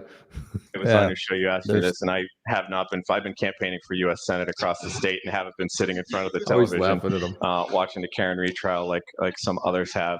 I think, though, that, you know, we had the same discussion months ago, and it's a circus. It seems like a total disaster. It's made Canton look pretty bad, and you see some other things that are unfolding through the federal, through the FBI right now that involve other members of the Canton Police Department. So, you know, we'll see what happens in the second part of the trial, which I'm sure you'll cover extensively. You didn't even let me finish my question. Well, This is the best part. He just went into an answer. Yeah. That's not how he Didn't always know what the question was. dude. Right, that was going to be my answer anyway. Sure. Okay. Well, the second part of it is for John and Robert. Should she be And everyone retried on the charges that the jurors said they unanimously found her not guilty on? Let me tell you that a lot of people may think that this isn't that relevant. I'm going to tell you an honest story. I've had 2 phone calls where I call donors and I'm trying to get them to donate. And I've had 2 of them say to me, "What's your position on the Karen Reed trial?" before I give you an answer. And I swear that's the honest truth. I'm a former federal prosecutor, former special assistant United States attorney for the District of Arizona. The government didn't come close to proving its case. They should not retry her again. I was disappointed that it wasn't unanimous for innocence, but the government's not going to win that case. Robert? Yeah, I'm also disappointed that it wasn't unanimous, but I did note something interesting in the book by John Deaton, and that is there was a knife incident which just happened to be very similar to the Karen Reed situation, where you have a woman accused of a crime she didn't commit. That was his sister. Sent to jail for that crime. And then there was a bad cop on the scene, sorry, John, that was manipulating the evidence. It's just such a spooky situation. That's page 47 of the book, which you can read about. Wow. Does it remember the But anyway, page number? I was shocked by that particular you read scene John's because book. it seemed very anti-woman. And it seemed very similar to Karen Reed's case. I guess I will let you respond. Sure. My I'll give sister. you 30 seconds. Yeah, my sister was a heroin addict who overdosed twice, flatline. My brother saved her, EMT saved her. She robbed my mother at gunpoint, drugged out of her mind. And I, in an act of love, I went back and I cut my arm, made a false police report. My sister went to jail for about 6 weeks, dried out. And you want to know something? She's alive today. I love my sister. It was an act of love, and I would do it again because I get to talk to her and speak with her on a daily basis. Wow. He just took that and shoved it right. Yeah. I yeah. mean, dude, you It give was John amazing Deaton, trying to twist it. you That's- give John Deaton an opportunity, and he is going to kick your ass and win every single time. You're not going to want to. This guy thought he was taking a knock on John Deaton, and John Deaton turned it around to like, look. And what that said right there about his character, I did what was right. I did the best thing for my sister. Because in the book he talks about when because when he cuts himself that way, he can. When you say a false police report, yeah, his sister got tossed in jail. She didn't have like it was the only way that she was going to be able to dry out. She was on a path to destruction, and she already OD'd twice, right? So this is where, he's that's one thing I respect about John Deaton. He's always going to do what's right. And he has a good character, and he has a good barometer for what's good, and what seems right. And that was a great, people are going to go out and I want to read this book. Tell me, I want to go, it's unbelievable. They both took shots at him. And that was one of the shots that they took right there. But that was like an underlying shot because he didn't come right out. At least he could have come right out and said, hey, this is what John did. It's in his book. And here's an event. But he tries to make it like it, he's trying to underline. How is it anti-woman? Right. He says it was anti-woman. It wasn't anti-woman. It was done on the law, very dude. bizarre. Yeah, it was very bizarre how he twisted it. And you knew he was prepared for it. It was kind of a strange situation. I haven't watched this before. I haven't watched this yet. But he knew the exact page number. So you knew he was prepared for the attack. At first he's talking and blah, blah, it's very similar to the outcome. And you thought he was going to side with John. Then he's like, it was on page 47. I'm like, how do you know it's on? How do you know? You read a book and you know exactly what page number this incident is on. Oppo research. Man. And then John just comes out and hammered it. John's good. John's good. All right, we're going to take a break, and we'll be back with the candidates' final statements and probably one or two more. There's one part that I glazed over. There's another question that he asked. So Deaton answers, Bob answers, and then Howie goes on to the next question. And then Ian goes, "Aren't you going to let me answer it?" He totally ignored him. It's sitting here buried somewhere. Sorry, we didn't get to it, but I'll get to the closing statements here, and then we'll let's get to that. We'll have to wrap it. Let's see. Wrap it. Shot it. Recap it. Wait, 349. Is that it? Yeah. Let's see. Yeah, here it is. Yep.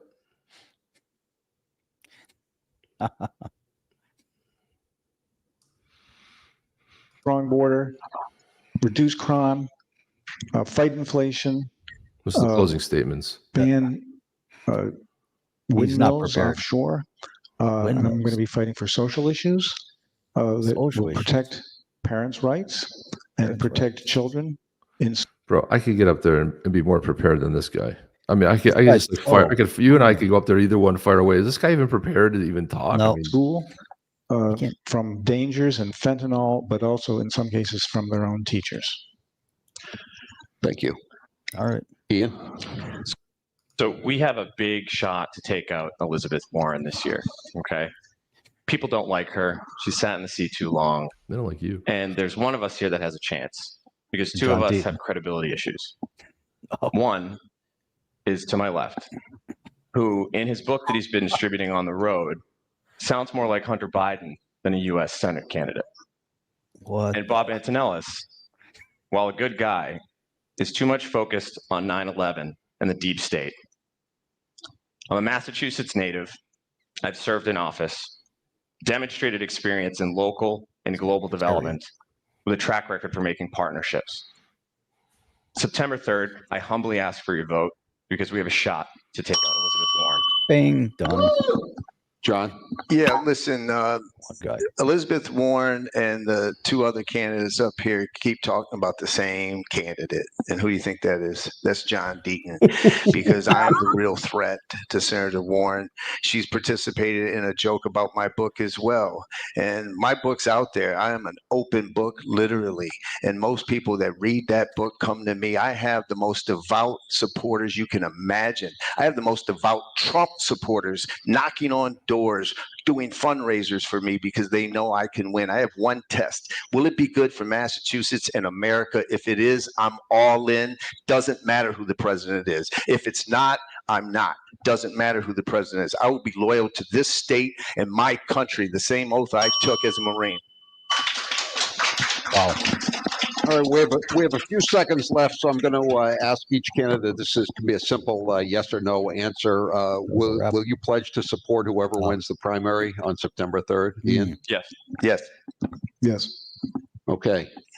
It's the first time he said it, because when Cain was on Howie's show, you recall that he said no. He kept walking around it, but he wouldn't endorse, because he asked him if Deaton won, would you endorse him? And he just like, whoa, typical politician speak. The other thing I like about John Deaton, he doesn't talk like a typical politician. He's hard hitting.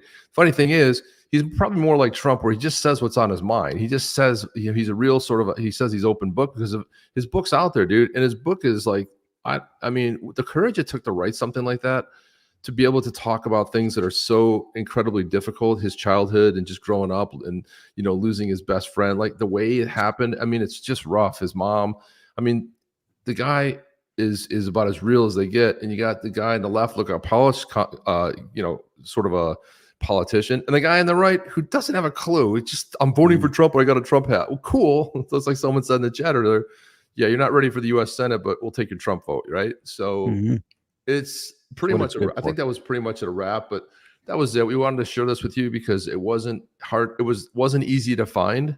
I was looking for it, and yeah, he's the best candidate without a doubt there, Mr. Baldy. Mr. Baldy.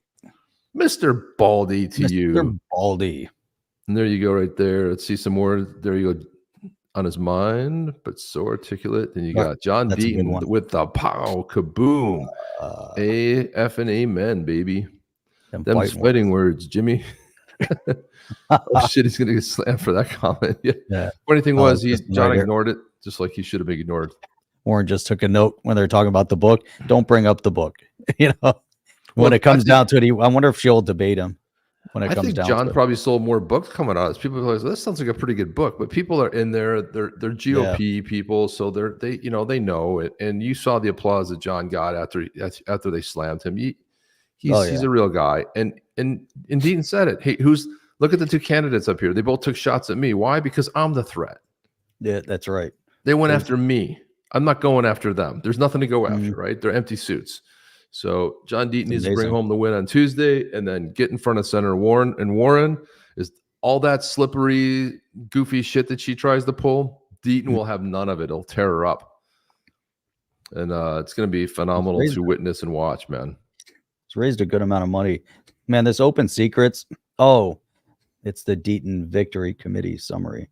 I don't know if this is his stuff. I'm looking on Open Secrets, what they posted, but I think it's incorrect. There's no way that's, oh, here we go. This is what I was looking for. So look at this right here. What you got? Money raised. Ian Cain, so far, 384,000. This as of August 14th. John Deaton, 1.7 million. Anton Ellis, 46. Who's the serious candidate? Based on money raised, Anton Ellis is done. Ian Cain, done. It's going to come down to it's John Deaton at 1.7 million. This shows the guy has a complete lack of support. But then there's the 3 million in the super PAC. Remember? So you had don't forget you had the as well. Yeah, you had the super PAC. So there's Ripple donated $1 million to the super PAC. Yeah. Yep.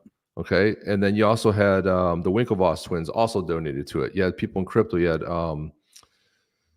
I think Charles Hoskinson. So you have like a lot of pro crypto people, and then you're just gonna see the Lummis is another lunk nut loser because How would you back the wrong candidate, man?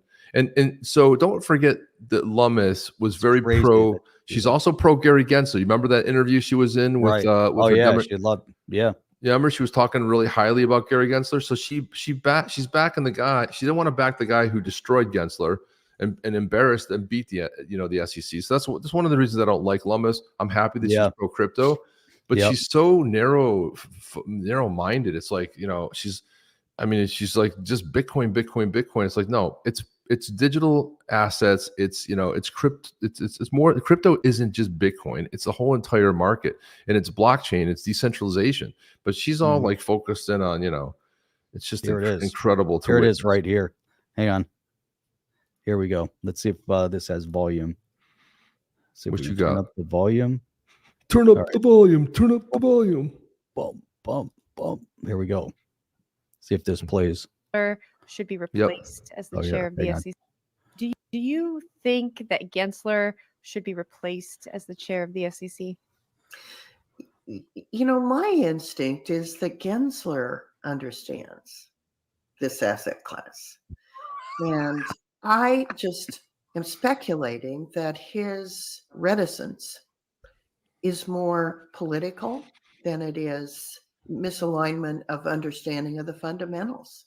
So the only way to replace it is to get a new president. And of course, I support having a Republican president. So we'll just see what the public thinks in November. Slimy, slippery, That was a typical weird. politician. Yeah, and she doesn't say Trump. She says a Republican president. Just weak. Some super weak sauce there.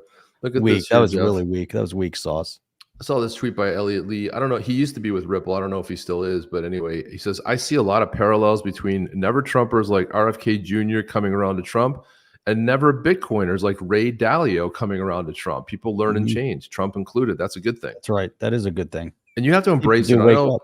a lot of people have been saying Nicole Shanahan, who is the VP for Bobby Kennedy Jr., she's been out there. She put out that amazing ad, which we have to play here. It's phenomenal. I might have to play that. Before we get out of here. Yes, we got to play that too. We got to play that ad. Well, I'll cue it up in a second. But what's interesting about this is like, okay, listen, RFK Jr., 80% of his platform is either lockstep with Biden or even more to the left. But let's focus on the things we agree upon, right? If you can bring everybody into the big tent and you give him the position to take over and oversee all the medical stuff, let him start, making this country. His thing is make America healthy again. And I'm all for that. And I stand behind a lot of his policies. And I've supported a lot of what he says. A lot of, I don't disagree, but we can focus on the pieces that we agree on. And they're coming around. You know how they're coming around? Because they got sued. They got taken out by their own freaking party. They're both Democrats. We're Democrats. And they got sued. Now they're trying to get him off the ballots. They're suing to keep him on the ballot in the swing states because they think it's going to hurt Trump. You see how they're vicious people, and they're suing them. Bobby Kennedy said it in a recent interview. He had to pay $10 million to defend himself for false BS from the Democrats. 10 million. 10 million from the Democrat to defend himself from his own damn party. So this is how they know. And this is how he's been talking about the false, accusations, the indictments, let's change the law. So now you can go back retrospect. And now you couldn't go past 7 years, but now you can go back 20 years and funny thing is the Democrat just got indicted because they changed the law. So they were able to go back and indict a Democrat, some low level good dude, but still, I mean, it's funny that, they always do things in their own, for their own gratification, these people. It's unbelievable. Let me pull up this. I'll pull this up here and we'll take a look at it. But it's man, it's a good one.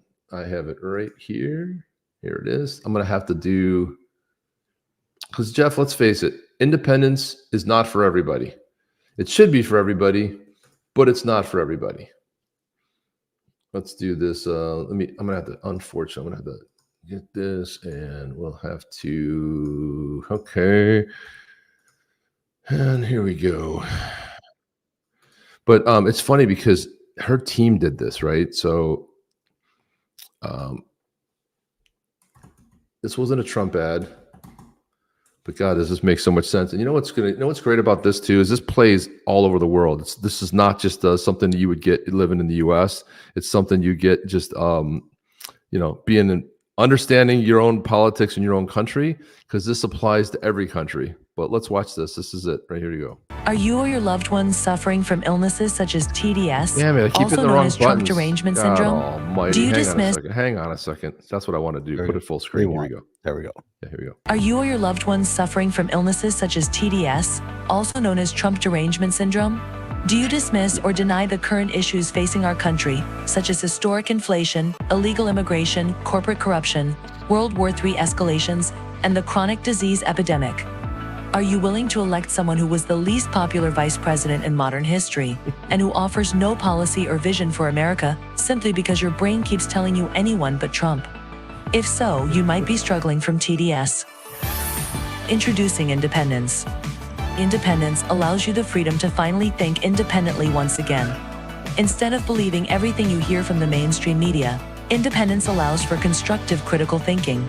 I used to hear people on the news say things like, Donald Trump and the movement he has encouraged are a threat to democracy. and I instantly believed it.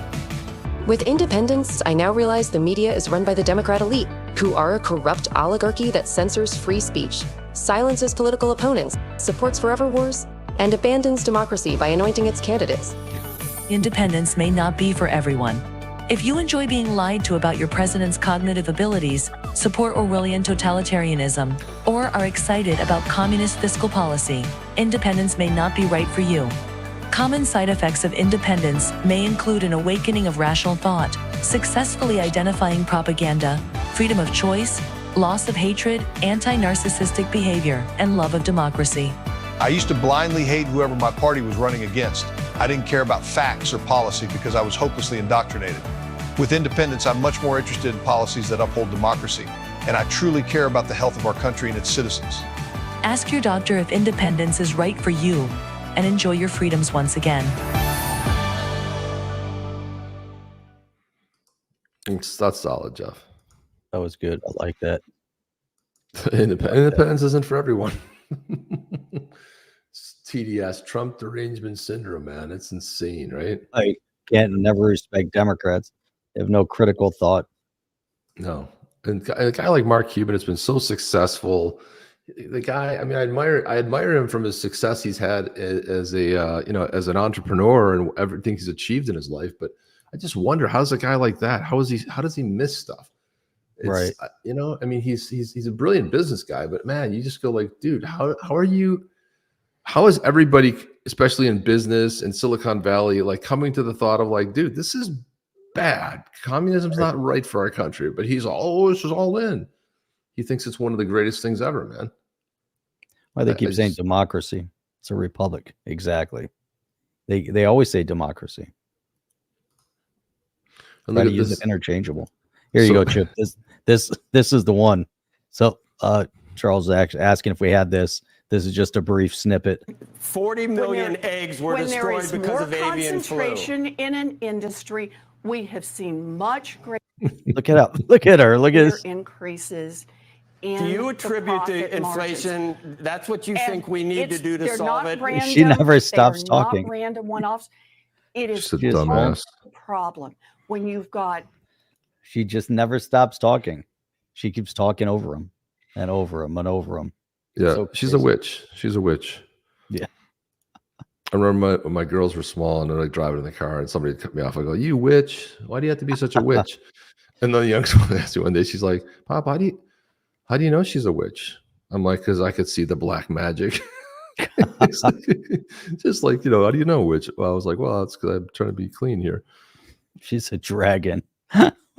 She's not even like no, it's the year of the dragon. And anyone is the dragon is John Deaton, man. This is the year of the dragon, baby. Is the year of the dragon. Mike is saying I may be wrong, but 2 more minutes breaks the show record. Thank you. You brother. you are wrong. Well, you're right. I think you're right. 138.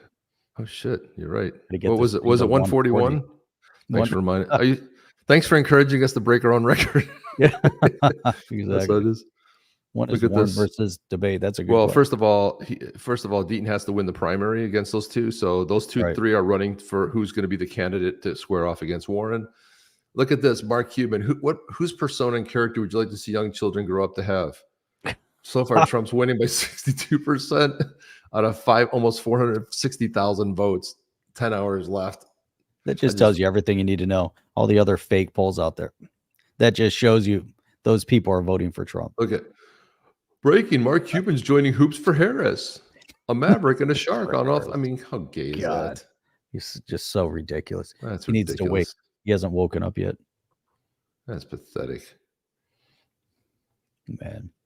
Let's try again. Why is everyone a Trump whisperer? Why can't he just say what he means? We'll put the Independence video link. Do we have that queued up in the keep? What's that? Oh, that Independence video, the RFK video. Yeah, I'll. So go to the website. Yeah, if you go to. Hang on a second. Yeah, it's going to be on our website. When we post it. Go sign up to there because we send out all the links after the show, so you can see it that way. Where? Oh, so go to On the Chain. Hang on a second, I got to find it. Go to onthechain.io and scroll to the bottom and put your email address in. And after the show, you get all the links. You get the videos, and then if you miss a show, you have the direct links for either listen to the podcast or to watch it. So we do that after every single show. Guys, we need more people to sign up. We'd slowed down over the last couple of weeks here, so post a link for that, and you'll be able to. I keep typing "badass Yetis." Oh, I know it's not a bad thing. Here we go. Where the heck was that? This is where you guys got to go. Go to onthechain.io. Just hit subscribe. It'll allow you to go. You can go into, if you want to support us, you can, or you can just go to subscribe now. Do it for free. Put in your email address, and you'll get one email every time we stream, and it'll have links to all the articles we discuss. You'll see the YouTube video. You'll see. You can also listen to it. I'm just trying to go into the link here, but like this. Here's from Wednesday's stream. You can go down here. You can listen to the show. You can watch the show, get a little summary, and then links to all the different articles that we talked about. So you get to read and see and experience everything that we cut. Sometimes we'll have a topic. We'll have lots and lots of articles, and we'll only talk about like 2 of them. But go in and get some background to all the research that we did for every show. You know what we're reading, what we're watching, to get into the topic at hand. So I think that's always a lot of great we don't spam, dude. We just send you this after every show, and that way you have it, and so you get it in your email. It's a go good back thing. and see the interviews too. Go back all these cool different interviews that we've done. There's a whole bunch of them in here. So it's always pretty cool. And that's right there on thechain.io. And then Chip, Badass Yetis Coffee. Go check out BadassYetisCoffee.com and show some support for us as well. Get some of the Obsidian Bold or the Noir Symphony, both super dark roast. These are roasted when you order it. Mike Rapp. Mike, tell them Mike is a super fan. So we thank you for supporting that. But Mike will tell you, throw it in the comments, man. Yeah, here we go. Bills, Cardinals, Chip, Steelers, Falcons. There you go. Where's my boom? Boom, baby. Yeah, the coffee's good. Mike will give it a glowing, and he gave an endorsement last time too. But I want to say something more about Cuban here, because Cuban is doing good things, man. Like this whole thing he's got with drugs, like his cost plus drug company, where you can buy stuff like so much cheaper. Clocagine is the 0.6 milligrams generic for Cocraze. I don't even know what this is, but normally it was like $22. It's $9. It's great stuff, man. I'm like, he's doing stuff, whatever that is. He's doing good stuff. Like he offers like the drugs for really inexpensive. That's why I like the guy. I admire a lot of what he's doing. I just don't agree with him politically, and I think how is this guy so put together and gets it, and such a phenomenal entrepreneur? Freak out that cold chain, and yet he does weird stuff like. There you go. That's what that is. Gout, Chip. Gout. Oh, for gout. There you go. Yeah, he's just and I'll say this about him: he looks pretty good for 65 or 66. He still keeps pretty. Yeah, he does. Yeah, he's a good dude. I like him. I really do like a lot about this guy. I just don't agree with his politics. And it's kind of like a guy you admire. You think he's really great, and he says squirrely things. I'm like, dude, How does that like mesh with all these awesome things you're doing over here? I don't get it. It's like at some point I see him coming around. I thought he would kind of come around with maybe some of these other guys, but I don't know. Here's another one. Was $40. Now it's $10. It's cost plus drugs. If you live in the US, is great for getting drugs cheaper. And he's doing this just to offer it. He's not making money on it. He's just doing it to other than that, the guy's a squadoosh. Other than just with this politics, but everything else. Look at this. Well, here politics will ruin you. Well, the thing about how did I he's supporting it's crazy. He talks about that, then he's supporting the systematic dismantling of our political infrastructure. But yeah, he says on our republic. So how does that make sense? Got the Wells notice. He says, makes you wonder if Gary Gensler is secretly a John Deaton supporter. He's doing everything in his power to end Senator Warren's career. He supports John Deaton as a Republican. So this is what doesn't make sense. Exactly. Yeah, he's come out. He's been one of the biggest John Deaton supporters. You know, like I said, like he does a lot of great stuff, and but he hates this TDS is real. This Trump derangement syndrome is real. And Mike, have we officially broken the record? Mike, I think we've broken the record. So I'll show you the other one who also doesn't make sense. I think it's in here somewhere. Where'd it go? Esther Purse. Oh, here we go. So it's interesting because we have these dynamics of, supporters. And you talked about like RFK and, embracing some of the things he supports where we have commonality. And then, those that, the side that he doesn't support. But here's Richie. Hang on. Here's Richie Torres. What are you doing? I was trying to add yours, and you were trying to add it at the same time. That's so funny. Here's Richie Torres on Robert on RFK. Right, has no business holding any elected office, let alone the presidency anywhere in the United States, let alone the White House.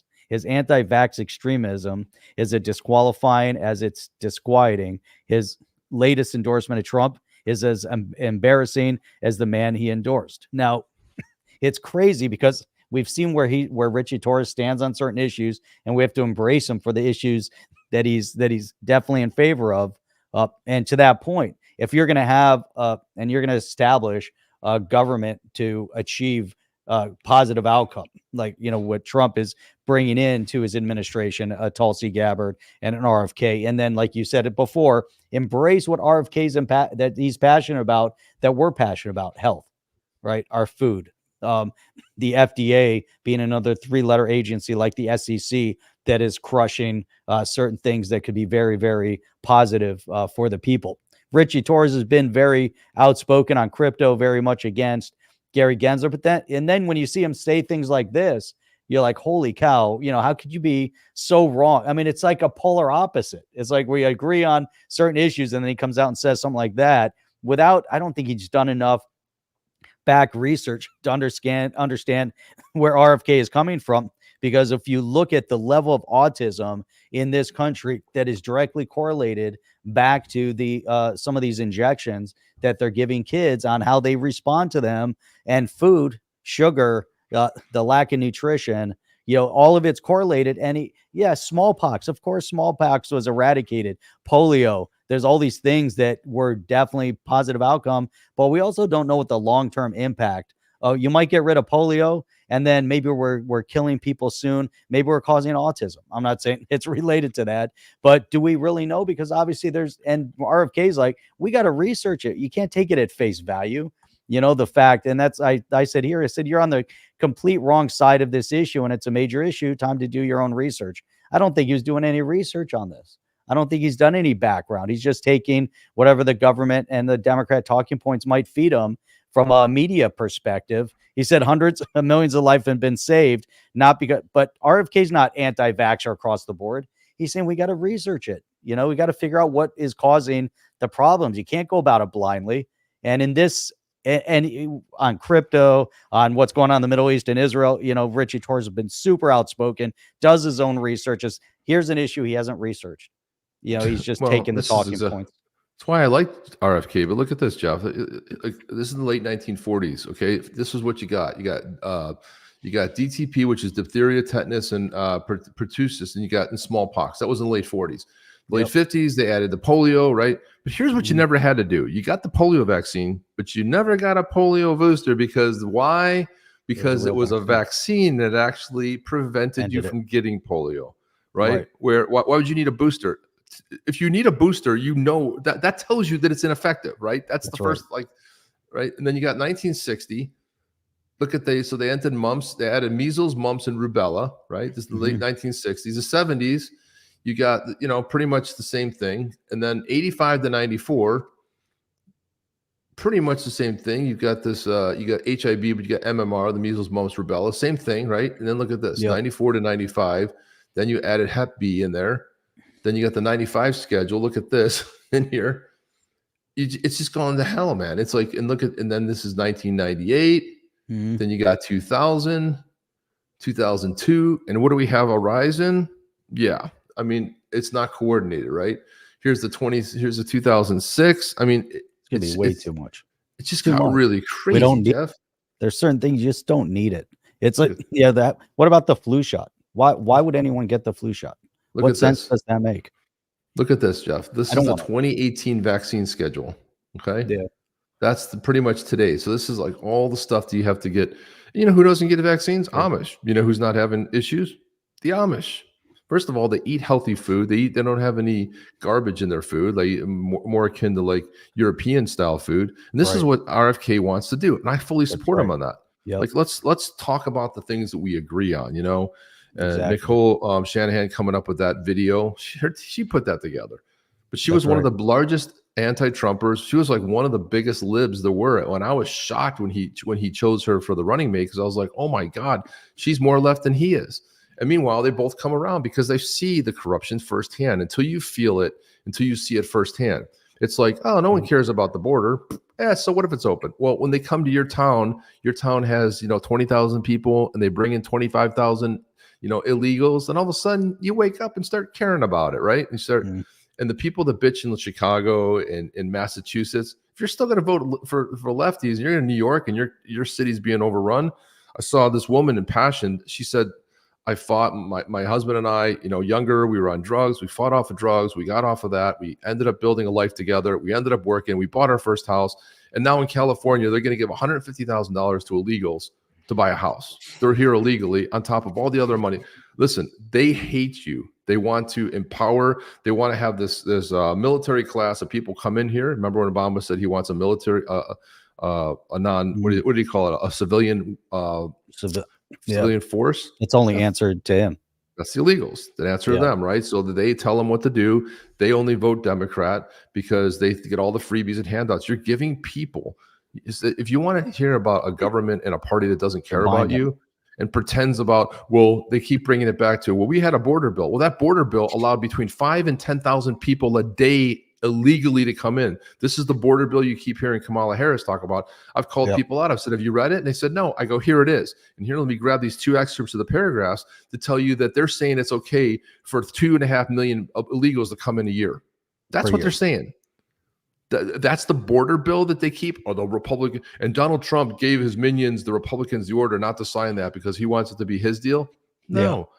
Biden came in on day one and and undid every one of his executive orders that closed the border. So, enough of the gaslighting, enough of the lying, enough of the BS. You got to call people out. It's one of the reasons we pivoted this show, because it's too important for us not to talk about, Jeff. Yeah. And to that point, let's say you have 2.5 million coming in a year. Let's say 10% of them are bad. Right. That's even 1%. Even one. So yeah, let's go with 1%.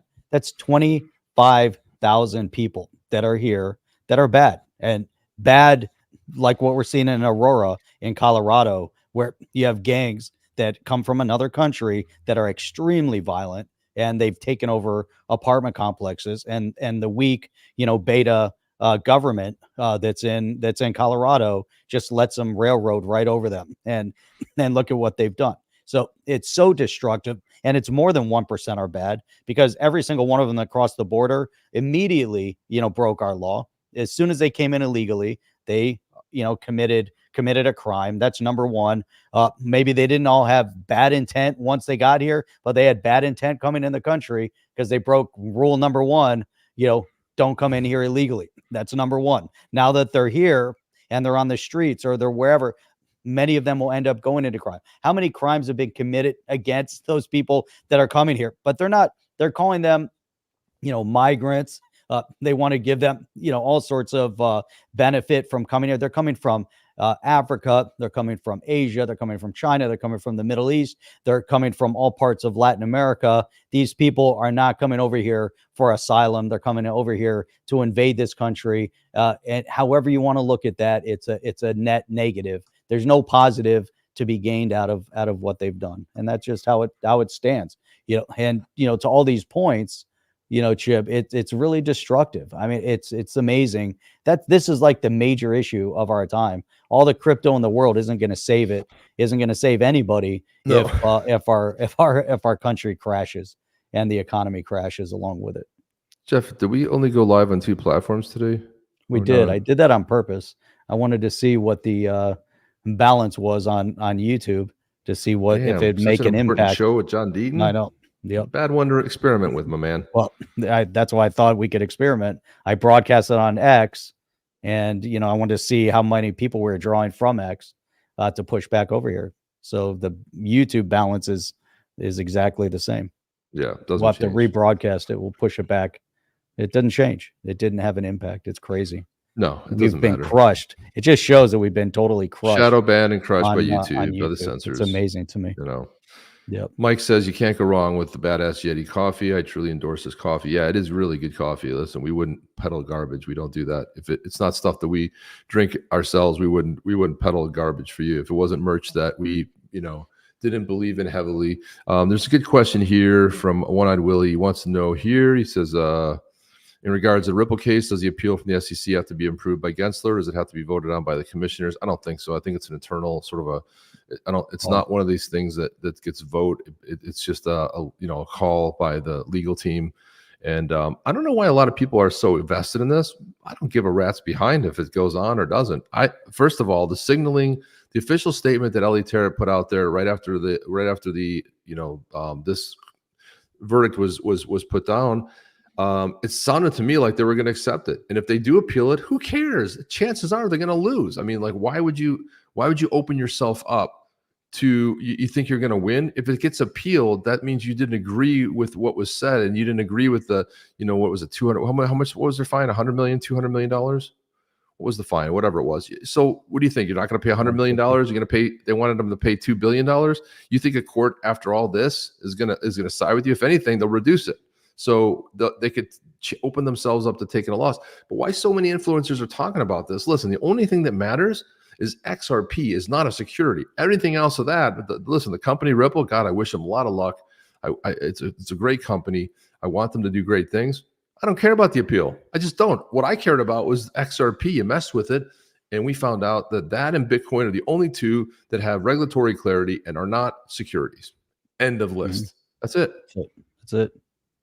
That's it. They appeal, don't appeal. I could care less. I don't even follow it. They're like, the date's coming up and it's going to be, and will it be appealed? Who cares? I don't care. Chances are, if they do appeal it and they're that dumb and they want to appeal, SEC wants to appeal it, the judge will probably cut the fee in half. Will probably say like, okay, for being, morons, now it's going to be 50 million, now maybe 10 million. Maybe it was a wrongful suit. Maybe they shouldn't pay that much money at all. Maybe they just pay $1 million and be done with it. I don't see the SEC opening themselves up there. If they do, God bless them, because they're probably going to lose even bigger. So that's right. And we partied. I'm not yelling at you, dude. I'm just passionate. That's all. Are you yelling at him, Chip? No, I'm not yelling at you. It's just like I see these influencers talking about it like it's the most utmost important. It's not at you, man. I'm not yelling at you. I'm just like getting a passion because I'm like, I see it all the time on Twitter, and nobody cares. I mean, I don't care. Lewis is saying he shows that there's only 34 watching. We're at like 45. Now it's 41. It's horrible. It's really horrible what's happened on YouTube. And the more we talk about it, I think, that they've dismantled and crushed us. Probably the more we talk about it. Doesn't worry. X is coming out with the platform. X is coming out with the TV app. I think they need to have a mobile app too. But I have a feeling that don't rule Elon Musk out. I have a feeling if anybody can take down and take on YouTube, it's Elon Musk. First of all, he's had more traffic than ever when he took over X. And contrary to popular belief, people think, oh, it's just filled with conservatives. No, there's tons of liberals still on there. It's still about 50-50. Yep. Great show. Say hello to Castro. Yeah. Hey, we'll wave to him. We'll wave. 90 miles away from Cuba. Go drive from the Florida to Cuba. So, all right, guys, listen, we officially broke a record. We're at 1:58. Jeff, we just got to do 1 minute and 10 seconds to say goodbye, and we've officially done a 2-hour show. Damn it. Hey, why do you say Bitcoin is clarity, Chip? Well, it has, because they're never going to go after it because there's no one to go after. That's the reason it has clarity. Yep. They can't take it down. They can't cancel it. There's no one to fight. That's why it has clarity. It has unofficial clarity in the sense that it's not going to ever be taken down. And people that are anti-Bitcoin, I'm not anti-Bitcoin at all. I never forget the man who dug the well, and the crypto that dug the well for all of us to be here was called Bitcoin, and everything because it paved the way, because it was first, paved the way for digital assets to come behind it. So I'm always going to be pro Bitcoin. Bitcoin. I was a Bitcoin maxi at one time. Everybody was at some point. So there you have it. Well, Jeff, officially are going to get there. We're 10 seconds away. Ready, set, and 10 seconds. No, I'm sorry. My bad. No, my bad. We're 45. Yeah, 12, here we go. 10, 9. There you go. 9, 8. Get ready to 7, hit it. 6, 5, 4, 3, 2, 1, 0. Blast off. We'll see you guys on the next one. Chip and Jeff are out. Are you down with OTC? Please like, subscribe, and click the bell to be notified when the next video drops.